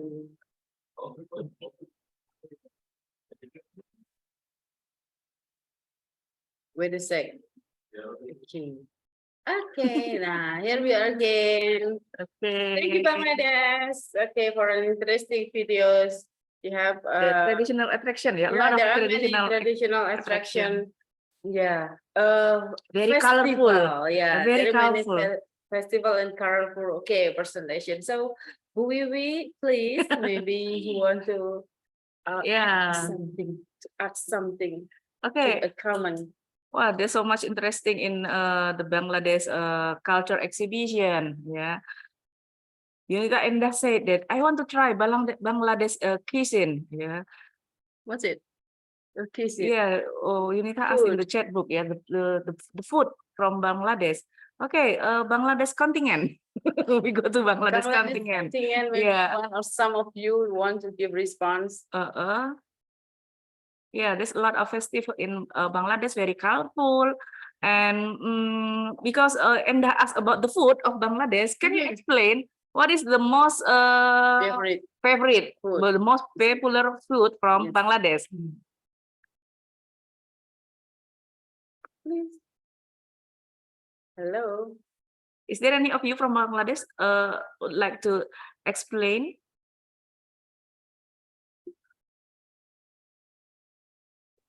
Hello, Arafat, are you here? Yes, ma'am. I am Rafsan. Okay. I am from Daffodil International University, and I can hear you. Okay.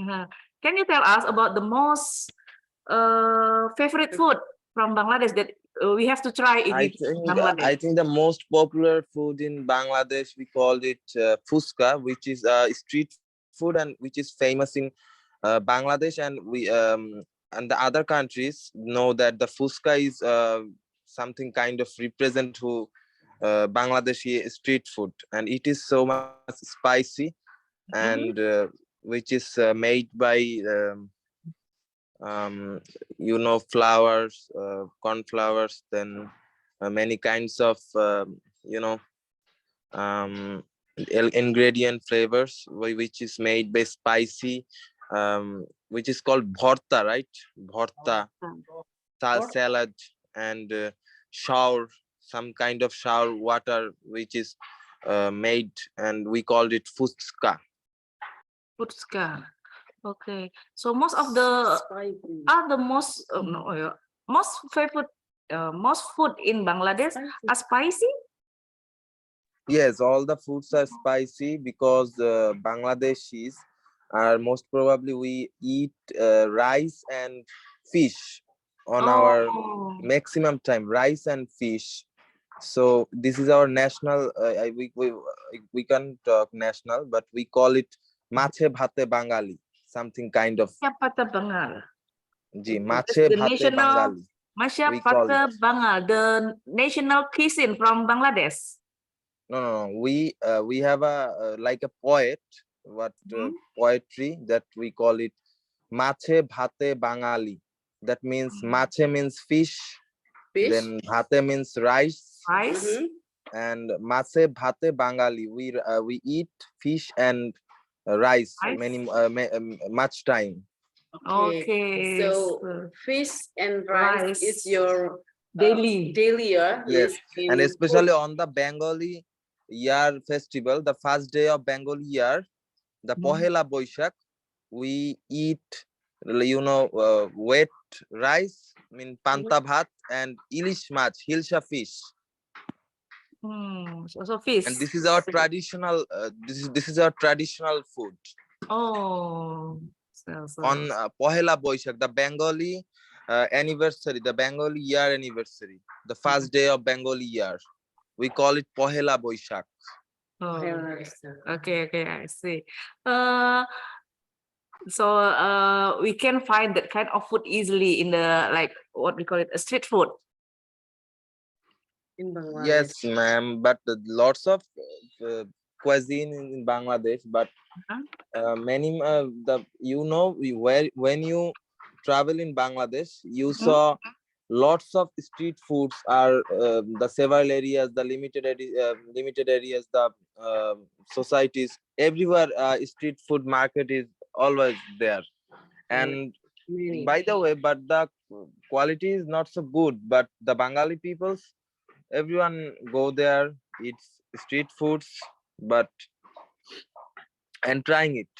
And lots of people in Bangladesh who have no businesses, who have no income sources, they are starting their businesses like street food or something, street van food or street truck, etc.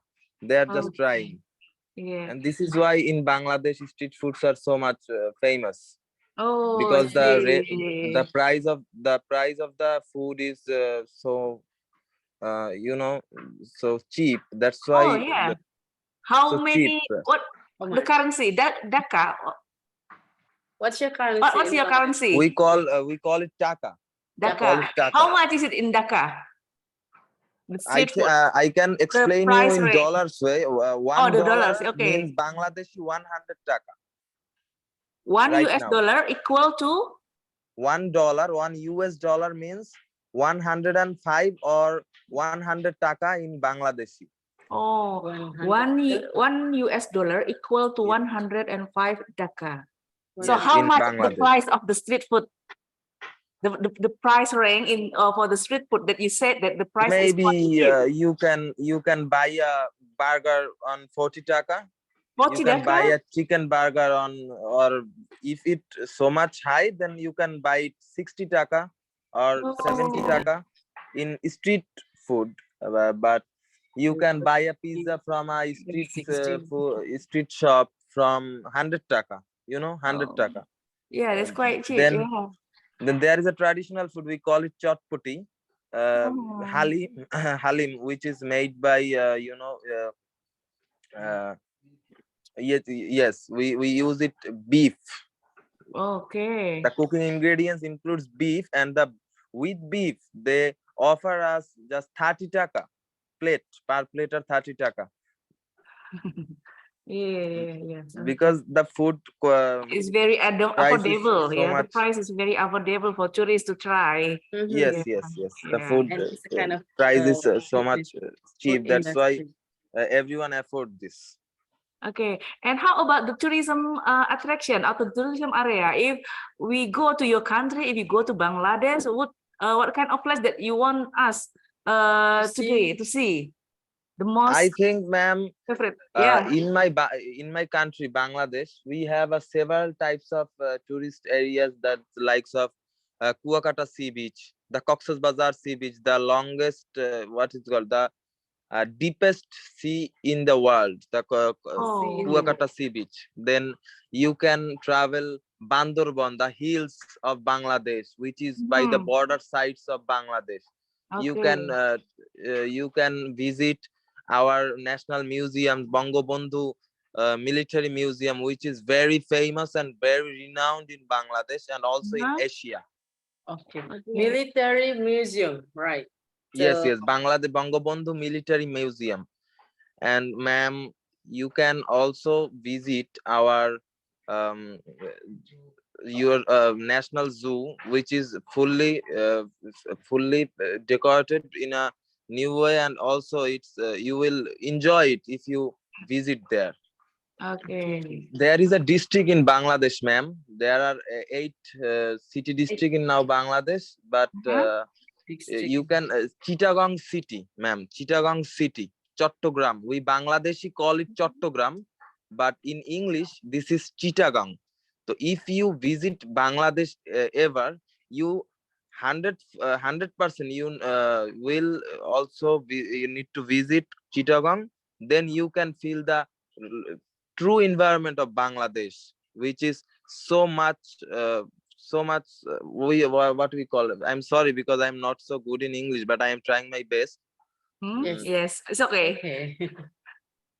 And just Chittagong, the view of Chittagong, the feel of Chittagong, I just call it the 10 out of 10 and the 100 out of 100, ma'am. Okay. Arafat, do you live in Dhaka? Ma'am, I'm not Arafat. I am Rafsan from Oh, I'm Daffodil sorry. International I'm sorry. University. I'm sorry. I'm sorry. I'm And so sorry. I lived in Dhaka, ma'am. Oh yeah. Okay. Can you give a describe? Can you give some describe it this description about Dhaka, about your capital city of Bangladesh? Yes, ma'am. Of course. Yeah. Dhaka is our capital, and Dhaka is also a populated country, populated city in my country, because everyone comes to Dhaka because of their work, their higher studies in Bangladesh, their scopes, their jobs, everything. We need to, if we need to focus on our career, we need to move to Dhaka in Bangladesh. In our perspective, ma'am. It's very crowded. Just everyone's going there. If you want to get, you want to study, you get a job, go to university, you go to Yes, Dhaka. ma'am. Yes, if we need to focus on our career, then we must move to Dhaka, because there are lots of opportunities, lots of universities, the lots of good universities, everything in Dhaka, and the environment of Dhaka is kind of not like other cities of Bangladesh. This is quite different, and the environment is quite different. This is we follow it like I'm so sorry for interruption, ma'am, but this is all, ma'am, what I know. Okay, thank you. Okay, thank you. Thank you, ma'am. Are you from Daffodil University? Yes, ma'am. I am from Daffodil International University. Yes. Do you remember, Miss Indah? Yeah. A few years ago, the one lecturer from Daffodil University come to our faculty, to Faculty of Industrial Technology 2 years ago. Yes, ma'am, maybe because this time from Mm. Indonesia, AUAP General Conference, which is hosted by Daffodil International University.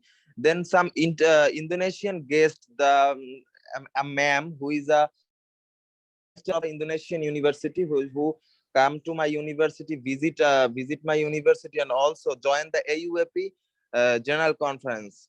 Oh, yes. Yep. But your Because- lecturer come to our faculty to give a lecture. Yes, ma'am. Yeah? We have lots of exchange programs, exchange faculties, and exchange students programs with you, ma'am. Maybe. Okay. Yes, So for ma'am. the next program, maybe you want to go to this. You can come. And now Yeah. I have also a wish to made a exchange program with Indonesia or all Philippines, and in the future, ma'am. Okay, Inshallah. Inshallah. Yeah. Thank you. Thank you very much for your. Oh, is there any question from the participant? Let me check first. Let me check the chat box if you have any question to him. Okay. Oh, similar. Philippines also have the colorful traditional clothing. Yeah. Also in Malaysia, because they have many someone who is Oh yeah, there's 3 participants who raise their hand. The first one comes from Philippines, Miss Kabane. Hello. Yeah. Hello po, ma. Hello, Okay, yeah. If you have any question to the Bangladesh contingent, would you please? I enjoy a lot their video, and they mention a lot about their culture and tradition.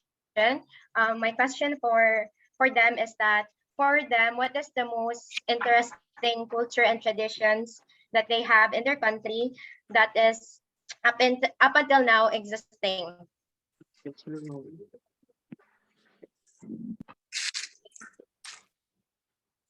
Any question? Okay. Can you answer the question? Because the name is iPhone. Yeah, his name is iPhone.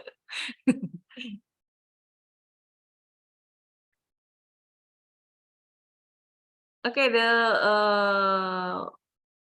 what's the name? I don't know. Hello. Is it? Okay. Okay, can hear sure. your voice. Miss Nehal.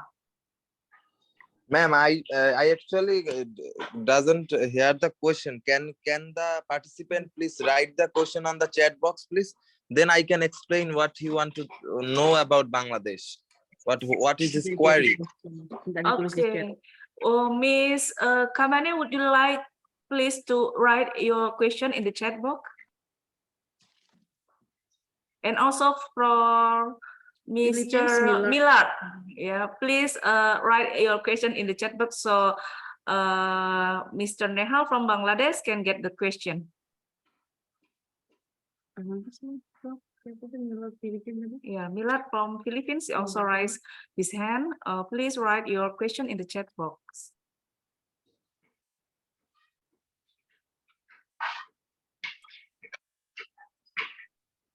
So Mr. Nehal Hasni can get the question by reading it. Yeah.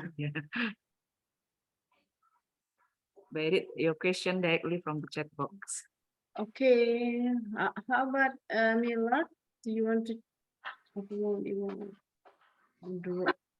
Say?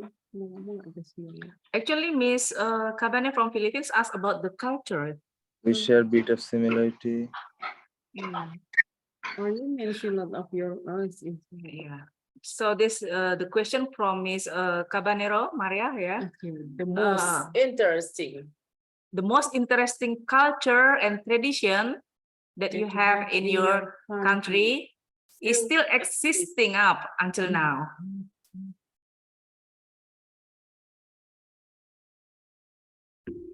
So, Mr. Nehal, what is it? Yeah, Nehal.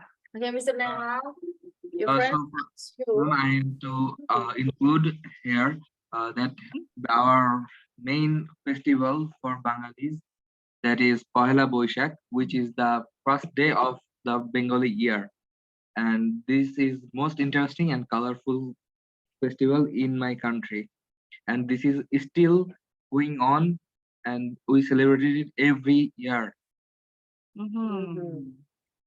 So it still exists until now, yeah? Yes, ma'am. Okay. So, and for the festival, it's like an annual event in your country, right? Yes, ma'am.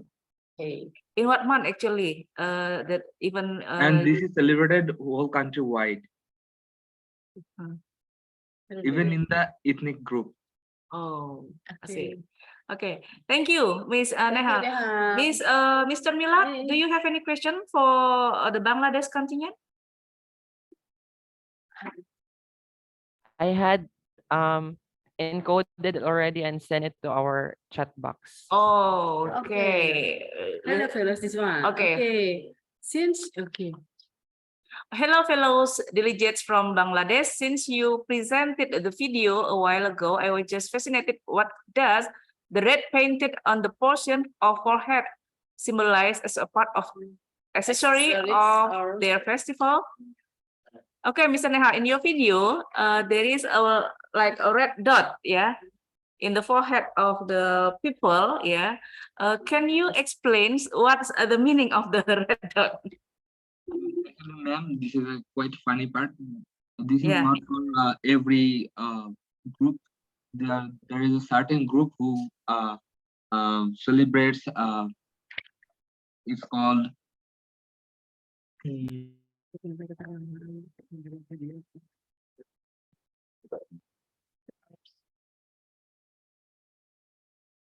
Okay. Ma'am, the festival name is Lalon Utsav, and certain group use this symbol so that they can express themselves as a unique group, and they called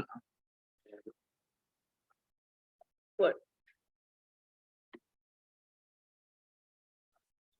they represent their leader, which is Lalon. Representative. Okay.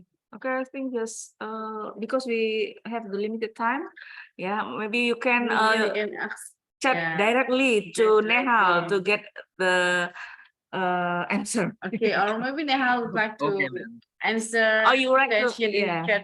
In the chat To box. yeah, Okay. Nehal can write the answer in the Yeah. chat box too. Chat box. Okay. Sure, ma'am. Thank you very much, Nehal, for your interesting video. Okay. It's good. Yeah. Yeah, that's right. And then we goes to the last Yeah. video from The Indonesia. last videos from Indonesia. Yeah, here we go. Please welcome.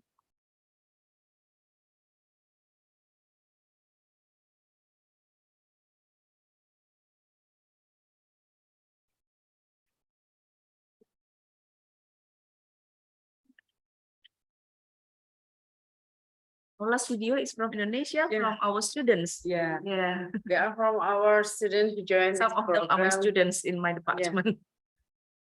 There are 18. 18. Yes, 18 18 students. students from Indonesia, from This faculty, yeah. 6 students from industrial engineering, 6 Six students from electrical engineering, and the 6 students from informatics engineering. And they collaborate to make these videos. Yesterday. Yeah, that's right. Yesterday. Okay, they prepared the video yesterday.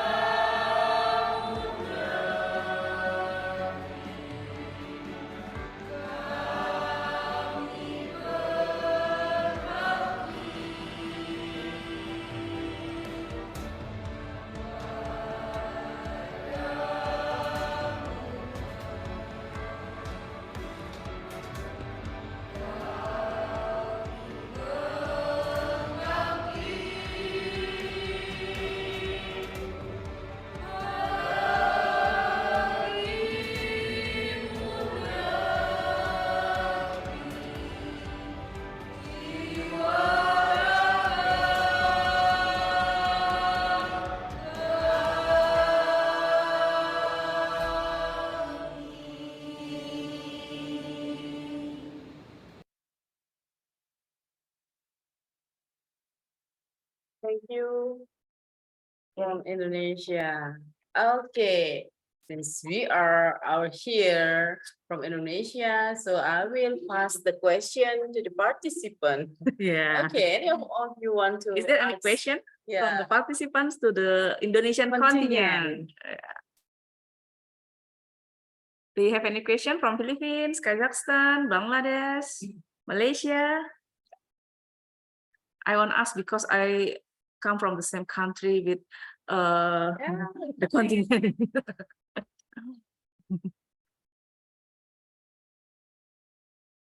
Yeah, Indonesia is a big country. We have 33 provinces. Oh, Yeah. someone is right hand. Okay, Okay. Millard from Filipinas. Philippines. Yeah. Okay, Millard from Philippines. Do you have any question to the contingent? Please. Hello. Hello.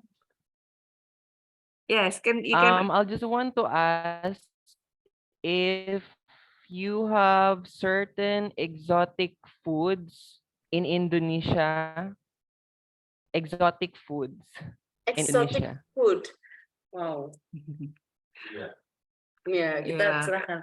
Okay, one of the participants from Indonesia, the contingent of Indonesia, can you answer the question from Millard? What is the most exotic food? Yeah, in Indonesia.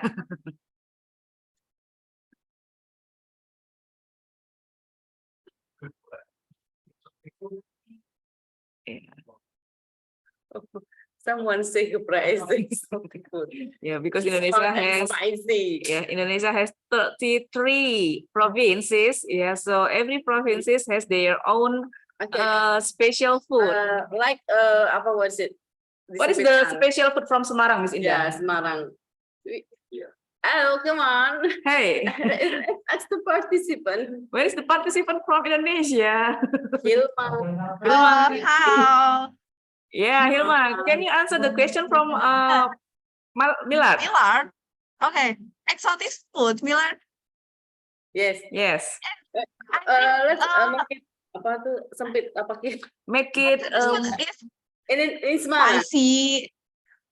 Yes, spicy. Apa? How to say? Wait. Exotic food, maybe in from Jawa Barat, from West Java. You know, nasi uduk and sambal. I think sambal sebelah ya. Sebelah.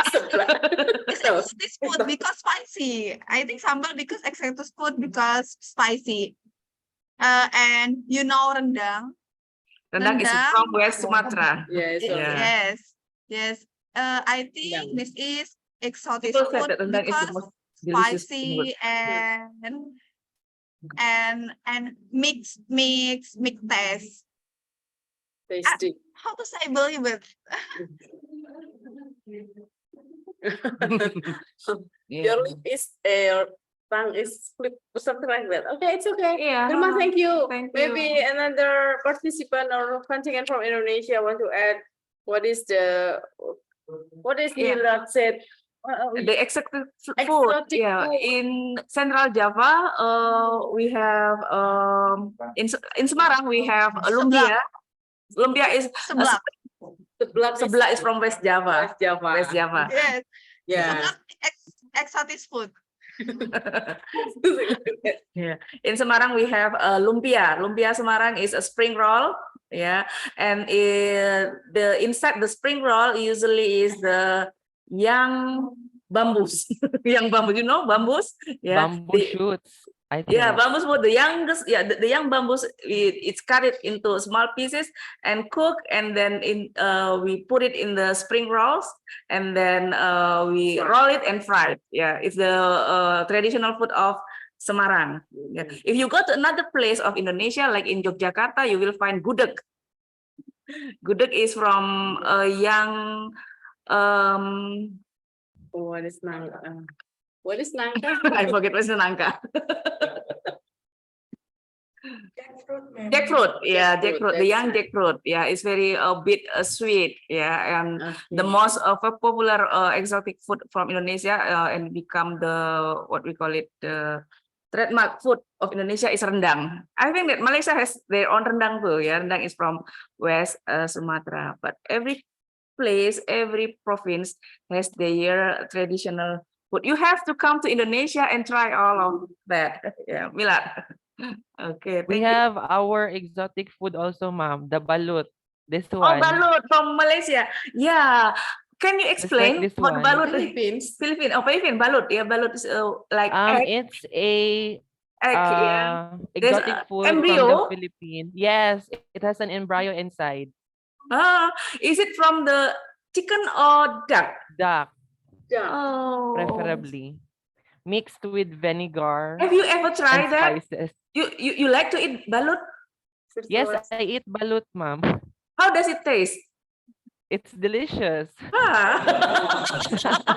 I don't even dare to try Most that. Do tourists, you use if some sauce? they go Do you use some here, sauce they or will try spicy thing to eat with the balut? Or not? vinegar with spices. How much does it cost? I think half $US each, How but it varies. of around 700 There are 7,000 rupiah. certain variety of balut. Oh, Ages. Ages of the embryo. In yeah. weeks. It's very scary to me to try that. Yeah, extremely Yes. extreme food for me. Yeah, maybe it for me. Okay, thank you. Maybe only have in Philippines. Yeah, this traditional food balut. Okay, we have questions from Kazakhstan. Yeah. Yeah. Miss Bolatova. Miss Bolatova want to ask the question. Please, the participant from Indonesia, the Indonesia contingent, please listen to the question from Miss Bolatova and please answer that. Thank you. Please come, Miss Bolatova. Yes, I just want to ask. I noticed that you have very unusual, beautiful music. So, is there any deep meaning of your music, and when do you usually sing songs? Thank you. Music, yes, when the traditional music is performed, and what is the instrument is used. Okay, Miss Bolatova asked about the traditional instrument music that usually used in our tradition. Okay. Okay, from the contingent Indonesia, would you please answer the question? We here we have Yunita, Hilma, Andi, Davin, siapa? Atorik, ya. Gamar Samira, Nila Henry, Zikri. okay. You want to answer, Nila? Okay, Nila, please. Yes, ma'am. So first of all, we have so many ethnic in Indonesia. Last question. So we also have so many like type of music, like a tradition, and what else? Every part of Indonesia has a different music or tradition. And the question is when the music usually performed. Oh, for example, I make example. Is it okay? Yes, yes. Yeah. So in Bali, Bali has so many tradition. I mean, like that tradition is not only one or five tradition. It's like how to say upacara, ma'am? Ceremony. Yeah.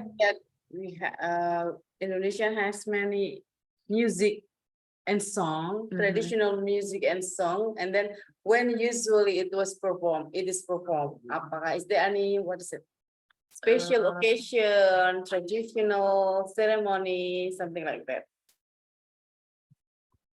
Let me search it first.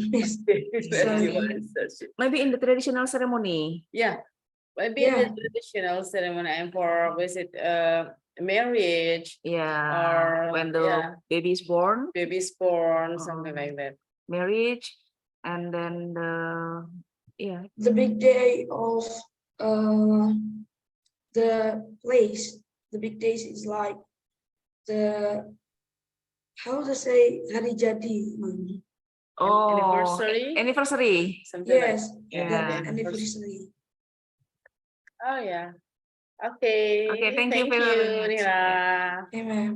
Okay, because we do much not have much time. time, so we are sorry for Bangladesh, yeah, the daffodils that it. Yeah, daffodils ini. Ponciano and from Daffodil, would you please Ma'am, write down I your have a question? question to the participant from Indonesia. That we all know that Indonesia have a largest tourism sectors in the world, and everyone want in Asia and the Pacific. We all the countries are the citizens want to go for Indonesia for a Bali and etc. etc. I want to hear some words from the participants about their tourism sectors in Indonesia, and what are the best places to visit Indonesia, because there are lots of islands, thousands of islands in Indonesia. Lots of people go there, enjoy the environment of Indonesia. So I want to hear some words from the participants from Indonesia about their tourism sectors and the traditional tourism sectors. Which is, I think that's Okay. it, ma'am. Okay, thank you. But before we don't have much time for the question and answer now, I would like to invite the Indonesian contingent to answer the question in the chat box. Yeah, you get the question from Bangladesh. Please answer in the chat box. And from Filipina, what siapa tadi? Ponciano, would you please write down your question too in the chat box? And I think that the Indonesian contingent will answer your question in the chat box because we have to move to another agenda. We are very sorry. Yeah. Yeah, so on behalf of the committee, I apologize because Very interesting. yeah, I believe this discussion is very interesting. There's many questions. You are curious whether what is it, what is that, something like that. But yeah, we have I know that move. Astana is the capital of Kazakhstan. Okay, there's many information here. And because we have to move to the presentation, and I believe each representative, the group are ready to give the presentation about EcoPrint we have done yesterday. So for this session, we are closed. And we give applause. Okay, Applause. for all of us. Big applause to you all. Yeah, you have done Thank you such a very great job to prepare the video. Thank you very much. Okay, But and now would you take the picture before we move to? okay, of course. And it's time to take a photo session. So I hope all of you will have your camera on. Yeah. We will take a documentation for this session, please. Take video, take photo, yeah. Yeah. So we will move to photo session at first. Okay, once again. So I'm sorry if we can accommodate all the questions, but yeah, you can still write the question. still write down in the chat box, and please for contingent from Indonesia to answer it. Okay, thank you. Okay, the first slide, please. We move to the next slide. Kenapa Pak Bre? Terus. Next. Almar, kita belum ngobrol sama Almar. Okay, next. Okay, this is the last. Yep. Oh, nobody has open the camera. Open the camera. Okay, so anyway, thank you very much. I'll give big applause for all of you. And then we are moved to the presentation session. Okay, the presentation session.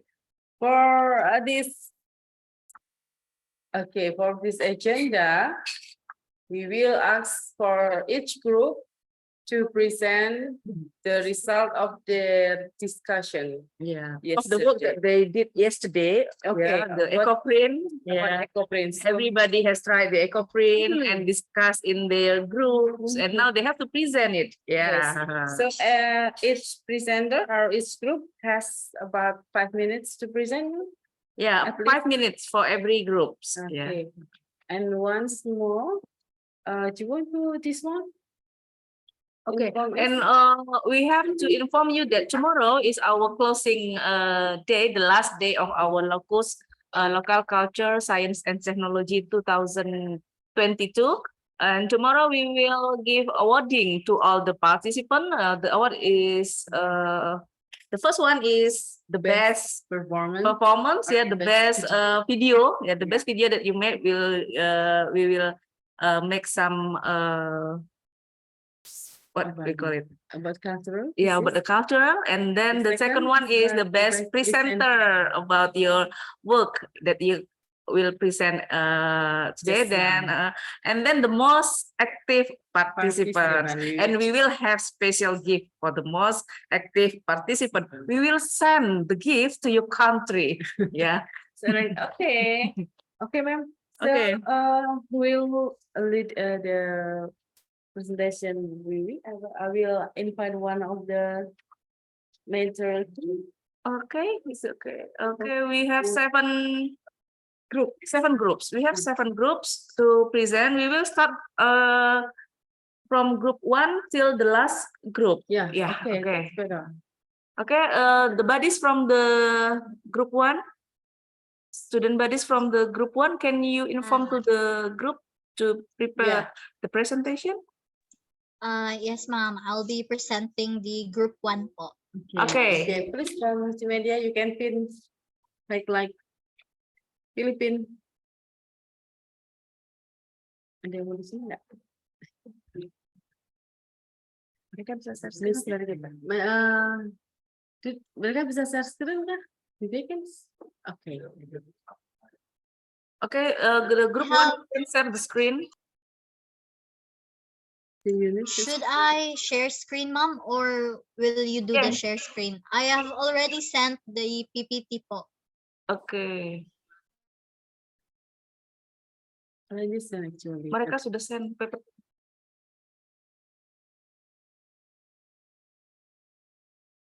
Screen. You can share your own screen, please. Pak Agus Adi atau Pak Stam, maybe you want to be here? Mr. Agus Adi, would you like to sit here to make a comment for the presentation, please? This is the time for yay, open collaborated. Please welcome Pak Agus Adi. Can you see my screen? The Yes, PowerPoint? yes. Yeah, I can see your screen. Your screen is clear. Okay. Can you make it full screen?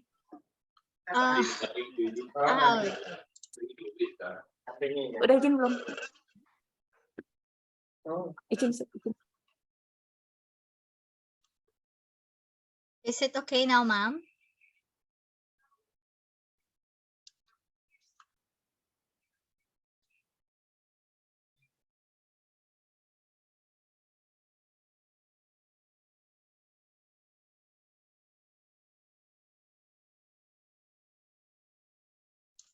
Is it okay now? Can you see my screen fully?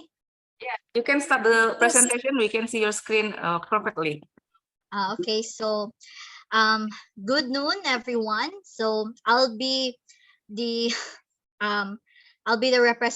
representative for the group 1 for the EcoPrint collaborative activity. So I'll share with you what we've discussed and share for yesterday's break room.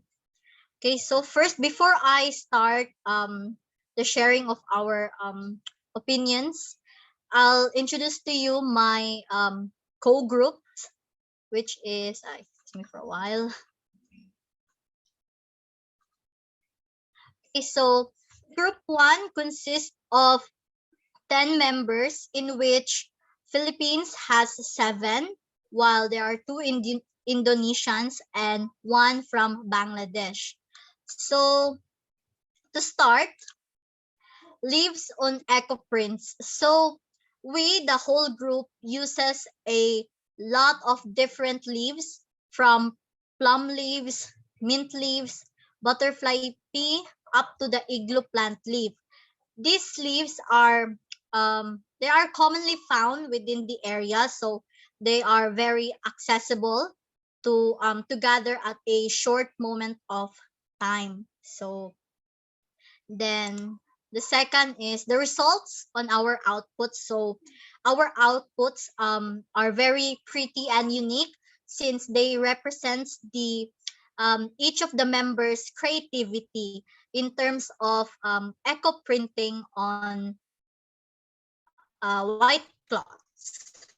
It's also a bit consistent with the given despite being our first time trying on eco printing for use. We are some of the results are vividly what do we call this? Vividly saw the patterns in the cloth itself. Okay, so here are the outputs of my fellow group members. And the second one, okay. Okay, so let us now proceed. Okay, so the problems and the difficulties that we have encountered during the making of eco printing is the lack of material. First, the lack of materials. So although we have been given notice ahead that we are to gather the materials for the activity, finding right materials in such a period of time causes problems for us, especially for those who do not have totally access stores that has this kind of materials. And then the second one is the textures of the leaf and the cloth, because some leaves are a bit too thin that they easily rip off when we pound in the cloth, the material itself. And then also the process. And since we are all first timer here in making eco printing, it actually it takes us a bit while to get used on how to pound, the right way to put the leaves and such. Okay, so next is in terms of the product prospects, all of us have many very great and creative ideas. Some suggest that tote bags or eco bags are is a great idea for eco printing, since having eco bags and tote bags are a trend nowadays, especially in the grocery. Instead of using the plastic bags, we are encouraged to use eco bags and tote bags to promote green green living or eco living to reduce waste. And then of course we have wallets and pouch, then handkerchiefs, minimalist designs on the handkerchiefs, then t-shirts and shorts. It's actually a very great DIY activity that you can do together with your family and friends. You can do eco printing together with your friends and family. Then afterwards you can wear the t-shirts that you have done. And then of course pencil pouch, where you can do an organic and eco-friendly pouches. Perhaps you can use in your daily life or sa school and work. And so that is all. That's our presentation from the group 1, ma'am. Thank you. For the presentation from group 1. And now I have Dr. Agus Adinugroho, our moderator for the first day, to join me to this session. Yeah, welcome, Mrs. Dr. Agus. Do you have any comment for the group 1? Yeah, thank you. And thank you also for group 1. Yeah. Okay, I will maybe asking some question about the lack of material. Means what does it mean? Is it the leaves or maybe the cotton or every? It doesn't clear. Maybe you can explain the material. In terms of the lack of materials, sir, it's actually the cloth and the things like wooden hammer, or it's because wooden hammer isn't actually common to have in houses here in the Philippines, because we tend to have the metal one, the iron one. Then so in terms of that, we decided to be a bit creative and find substitute for the wooden hammer to easily use it as a substitute. Yes, sir. Yeah. Okay. Maybe I can give you a suggestion. Yeah. Maybe change the what is it? Iron hammer. Try to put a rubber, yeah, in front of it, so it getting soft. Then you can bonding with easily. Because if you use directly the metal, the iron, I think the color will spread out like that, and the fabrics, the clothes will rip. Yeah, If you use the metal hammer, the clothes and or the fabric that we use as the medium of ecoprint, it will break or rip easily. Yeah, I'll try it because we already tried. Already also broken the material also. Okay. And also maybe the arts, yeah. We have to learn also the arts, because when we put the leaf together, it must be has special patterns, and also we have to learn more, yeah, in order to make it as good as possible. Okay, but they try the best. Yes, you already. Yeah. Okay, yesterday. You are good. Now you know, and you can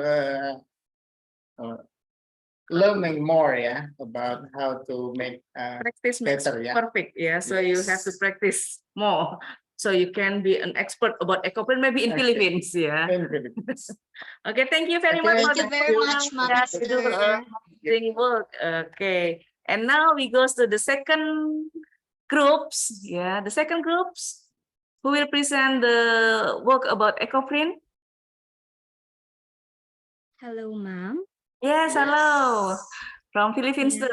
Okay. Yeah. So may I ask Miss Mecca, our student body, to share our presentation, please? Okay.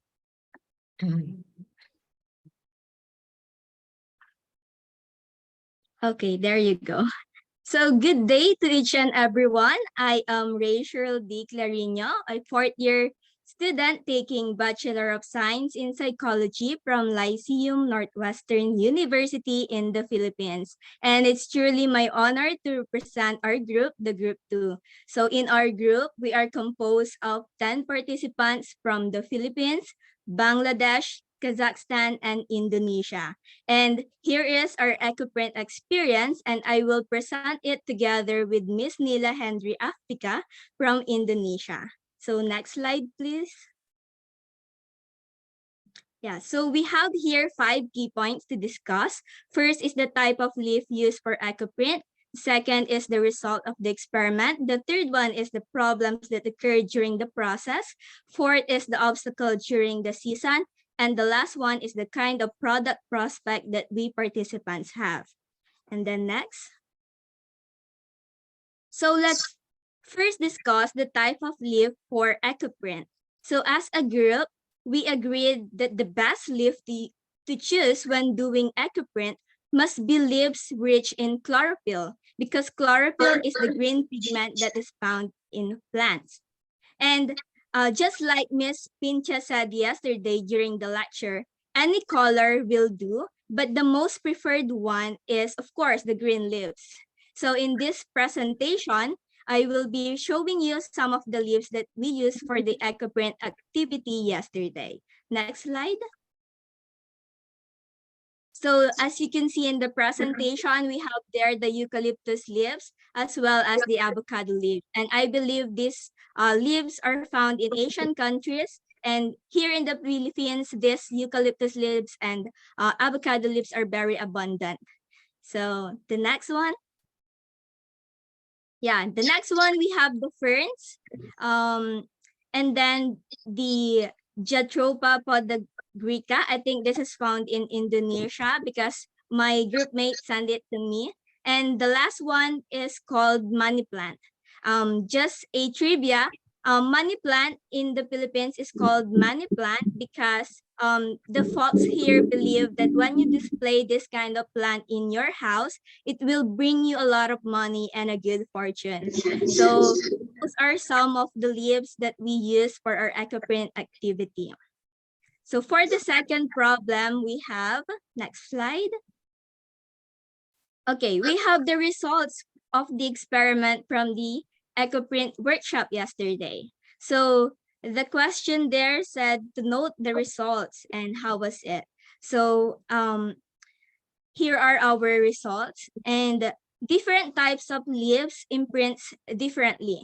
So it varies, no? Like difference in texture, style, and color of leaves really matters in eco printing. Also, we have observed that the small leaves are easy to found, while big leaves really take a lot of effort. And also, the greener leaves yields the good results. So it is important to not use dry leaves. And this is one notable observation that we have as a group, that eco-print is quite difficult for beginners. And I believe every one of you will agree that as a beginner, you will face many challenges with eco-printing, and you must recognize which leaf to use and how to use the hammer correctly. And with the first-hand experience from the activity yesterday, we realized that eco-printing may appear simple to anyone, but it is really not until you try it. So given that it is a handmade activity, I could say that it's really worth every pen or every price that it is. So on the next slide, you can see our products output there.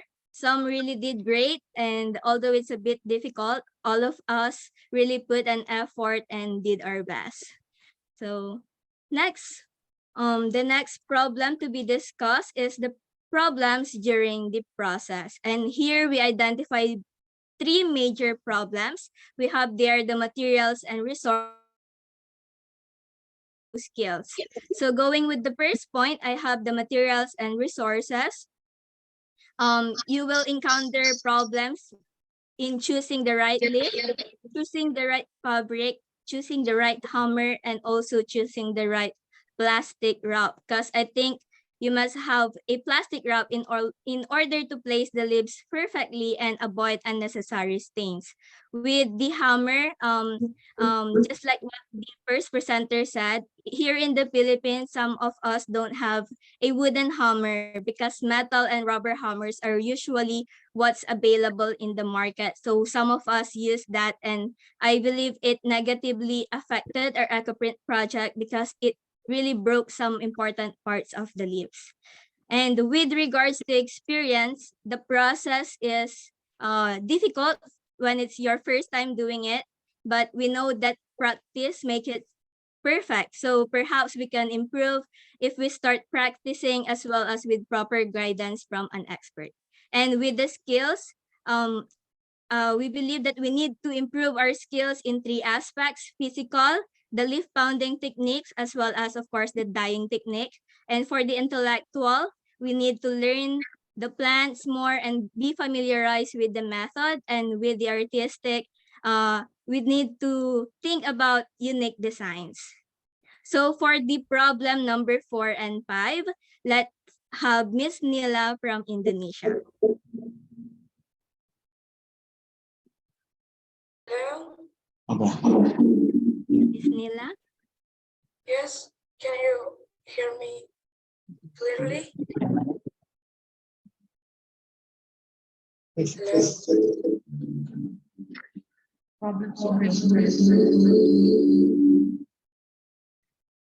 Hello? Can you guys hear me clearly? Yes, ma'am.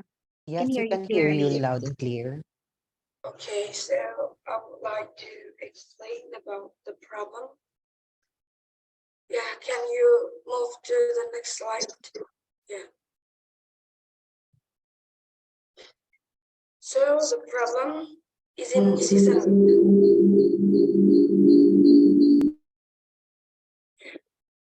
The problem in season. So the question is there any obstacle during the season? Is one, Did it affect you to get the ingredients? If there is a difficult to get a leaf, what will you choose? The answer is in Indonesia, we don't have any problem with the season, so all participants didn't have a problem with that or getting difficult to make the eco print. And in the Philippines, the tropical country don't have any problem with the season. Participants were just confused into which plant should they get and perfect leaf for the eco print. Other materials are also not available at home, such as the wooden hammer and plastic wrap. And in Kazakhstan and Bangladesh, the season is the winter, so they cannot go outside to find the leaf and do the eco print. And the other participant also don't have problem with the other. Can you please to show the next slide, please? So here is the condition in Kazakhstan. So they cannot find a leaf because the winter is so, yeah. Can you please move to next slide? So here is the product prospect. So the question is, what are the product prospect will do after making an eco print? So we have a idea to make like a pouch bag and tote bag and hijab. Can you please move the next slide? And curtain, blanket, shirt, and actually we have many other of what product will we make.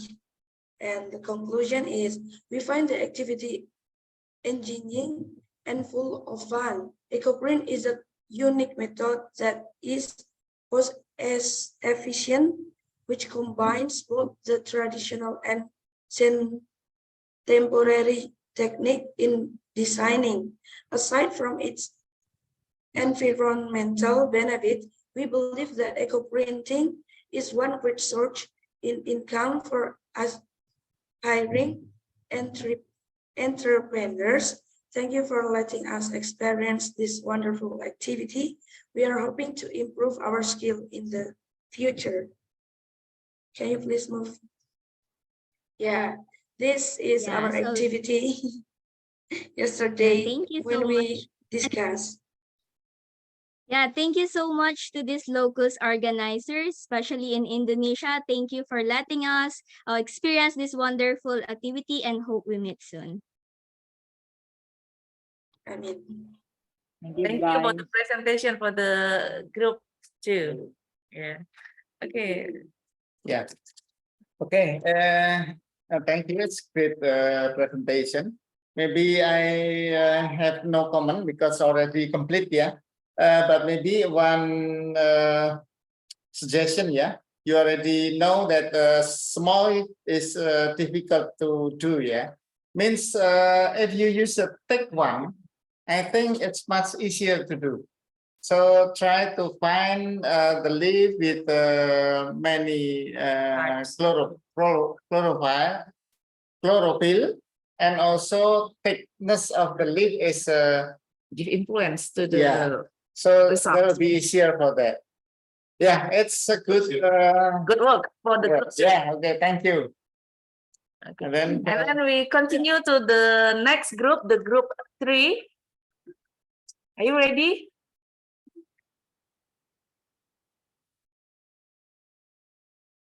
Group 3. Member of group 3. Group number 3. Hi, good morning. Okay. Thank you. I would like to request our student body or the committee to present our PPT.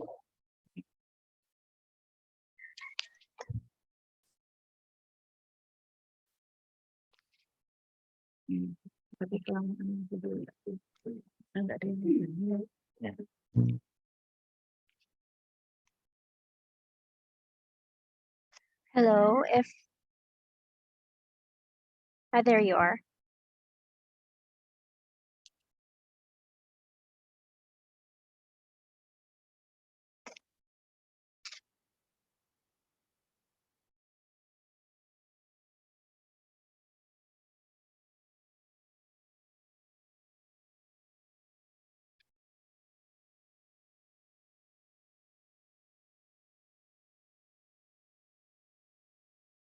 Okay, can you present it in full screen, please? If that's okay.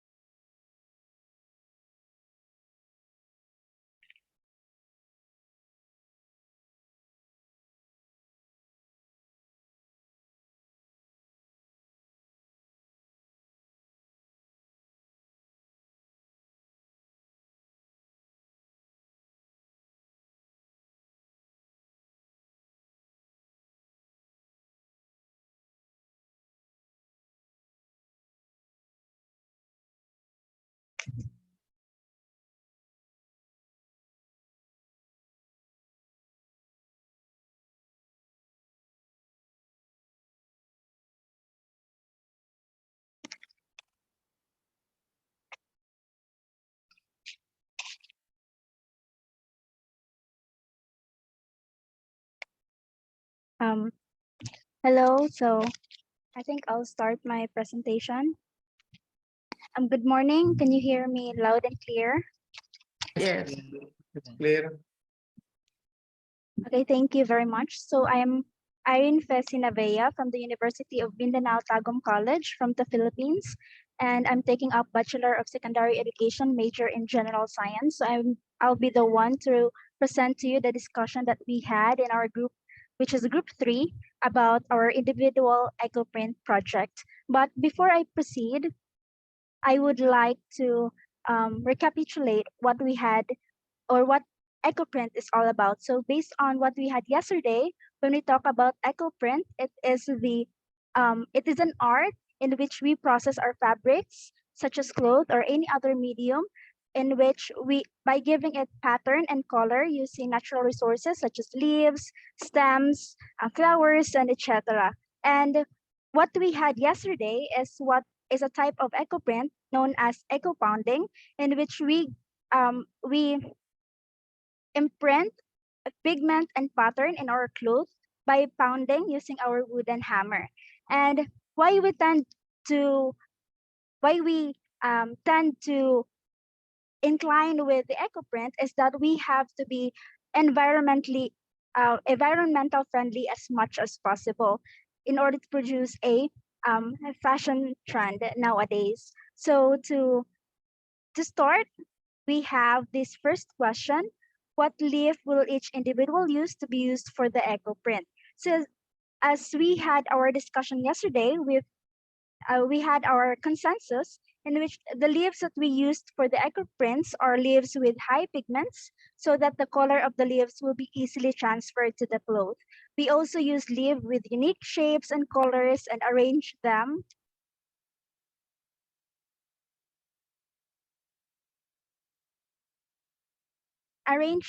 in a way that reflects our personality and level of creativity, because we as a individual, we would like to create a pattern that reflects us of who we are. So we have to use unique shapes and also those pigments or those leaves that have unique pigments such as yellow, red, and orange, and etc., to create some unique patterns in our fabrics or any other media that we used yesterday.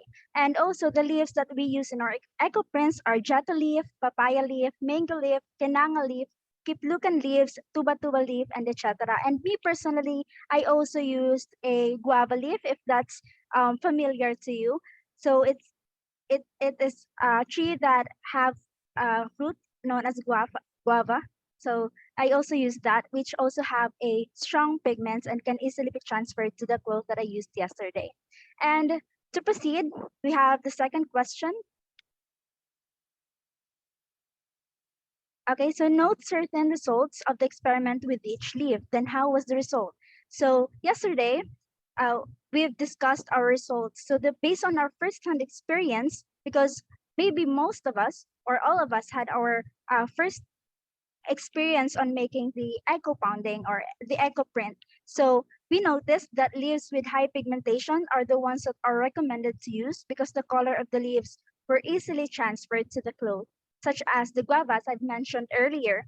And another thing is that leaves must be fresh and not dry in order for the color to be vibrant and be easily transferred to the cloth or to any fabrics. And example of a certain results our group mate noticed Mr. Ferry Andara, and his experiment is that the kenanga leaves are better to use than kiplukan leaves because it has a strong pigment, and the pattern of the leaves can be seen clearly in the cloth that he used yesterday.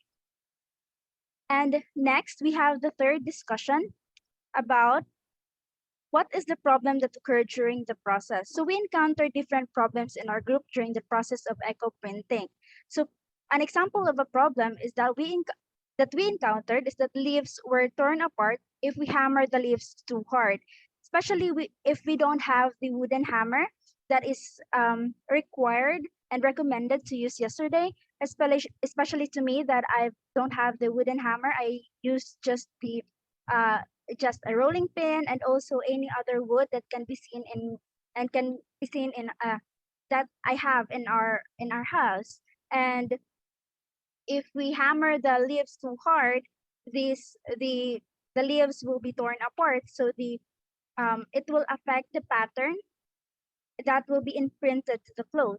So this affects the design of the eco print, as I've said.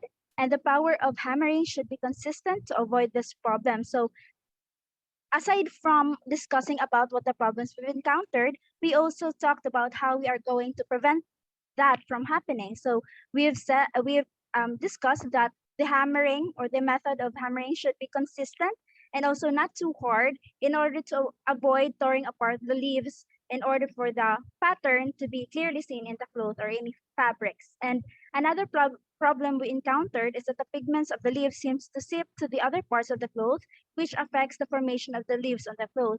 So maybe it depends on what type or the texture of the cloth that we use, because in my part, and maybe others also experience that if we hammer the leaves in the fabric, the pigment of the leaf seems to seep to other parts of the cloth, and it affects also the pattern of the leaf that will be imprinted to the fabric. And maybe to prevent that, we should also use the recommended materials such as the wooden hammer, and not just any other hammering materials such as maybe rock or other woods, or maybe a iron hammer. So we should use the wooden hammer to to preserve the pattern of the leaves that we will use in the eco print.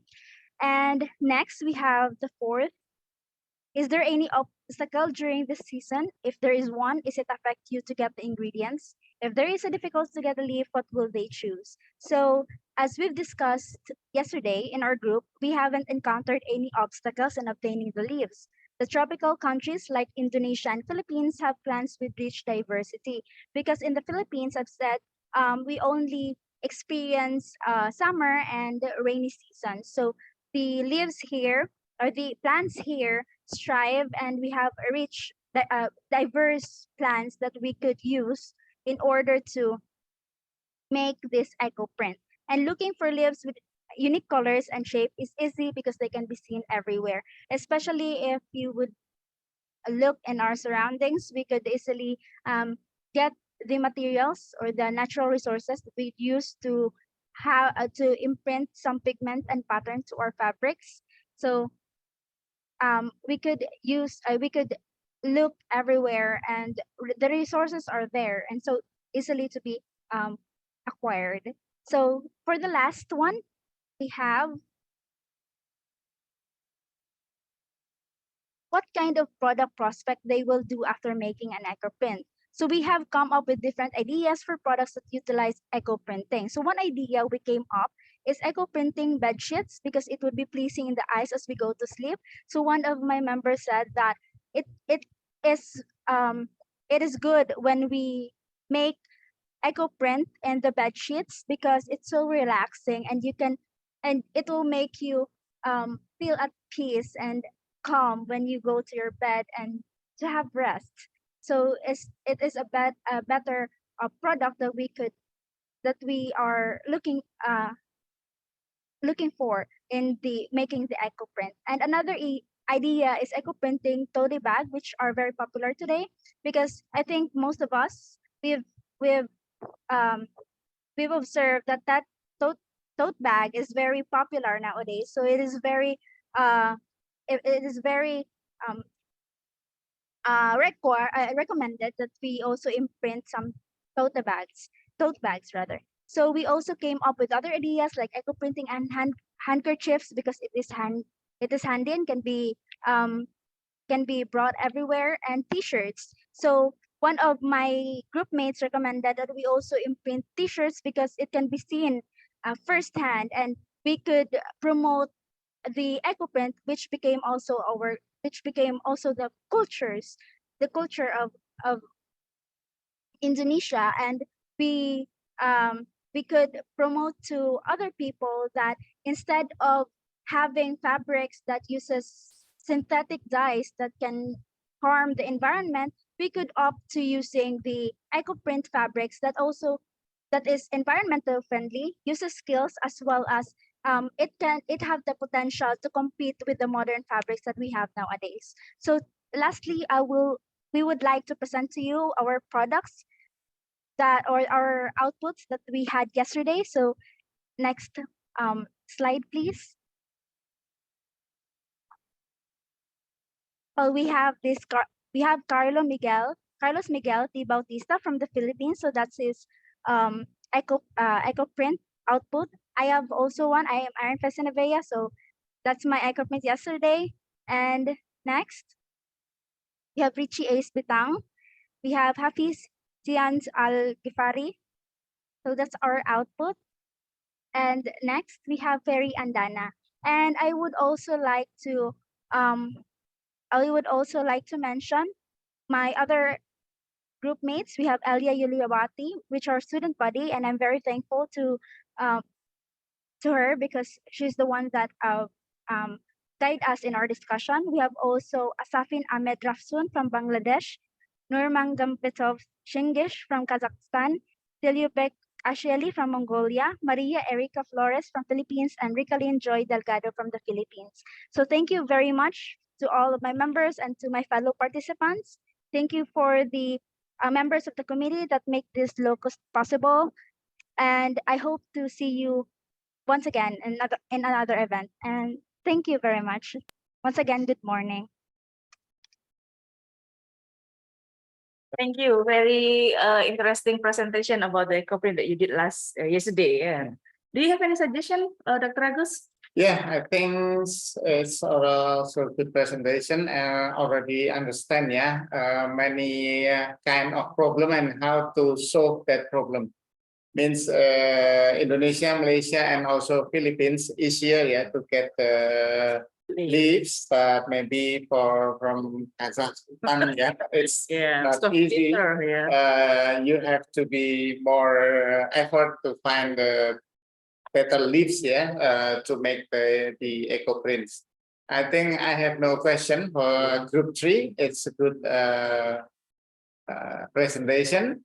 And maybe next week will. Oh yeah, because we already 3-hour session from this morning until now, and I think that everyone is very tired today. for the presentation, maybe we will continue it. The rest of the participants who are not present yet today will present their work tomorrow morning. Yeah, before we have the awarding and the closing ceremony, we will continue our discussion about the eco-print that you have discussed in your group yesterday by tomorrow. And don't forget to prepare the question for your friend who present tomorrow. I think that's enough for today.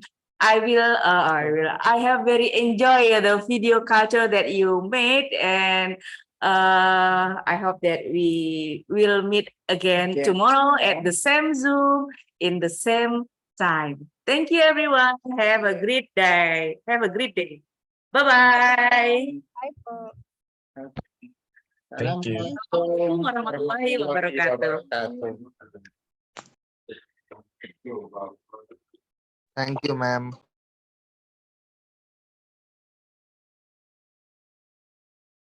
Everybody's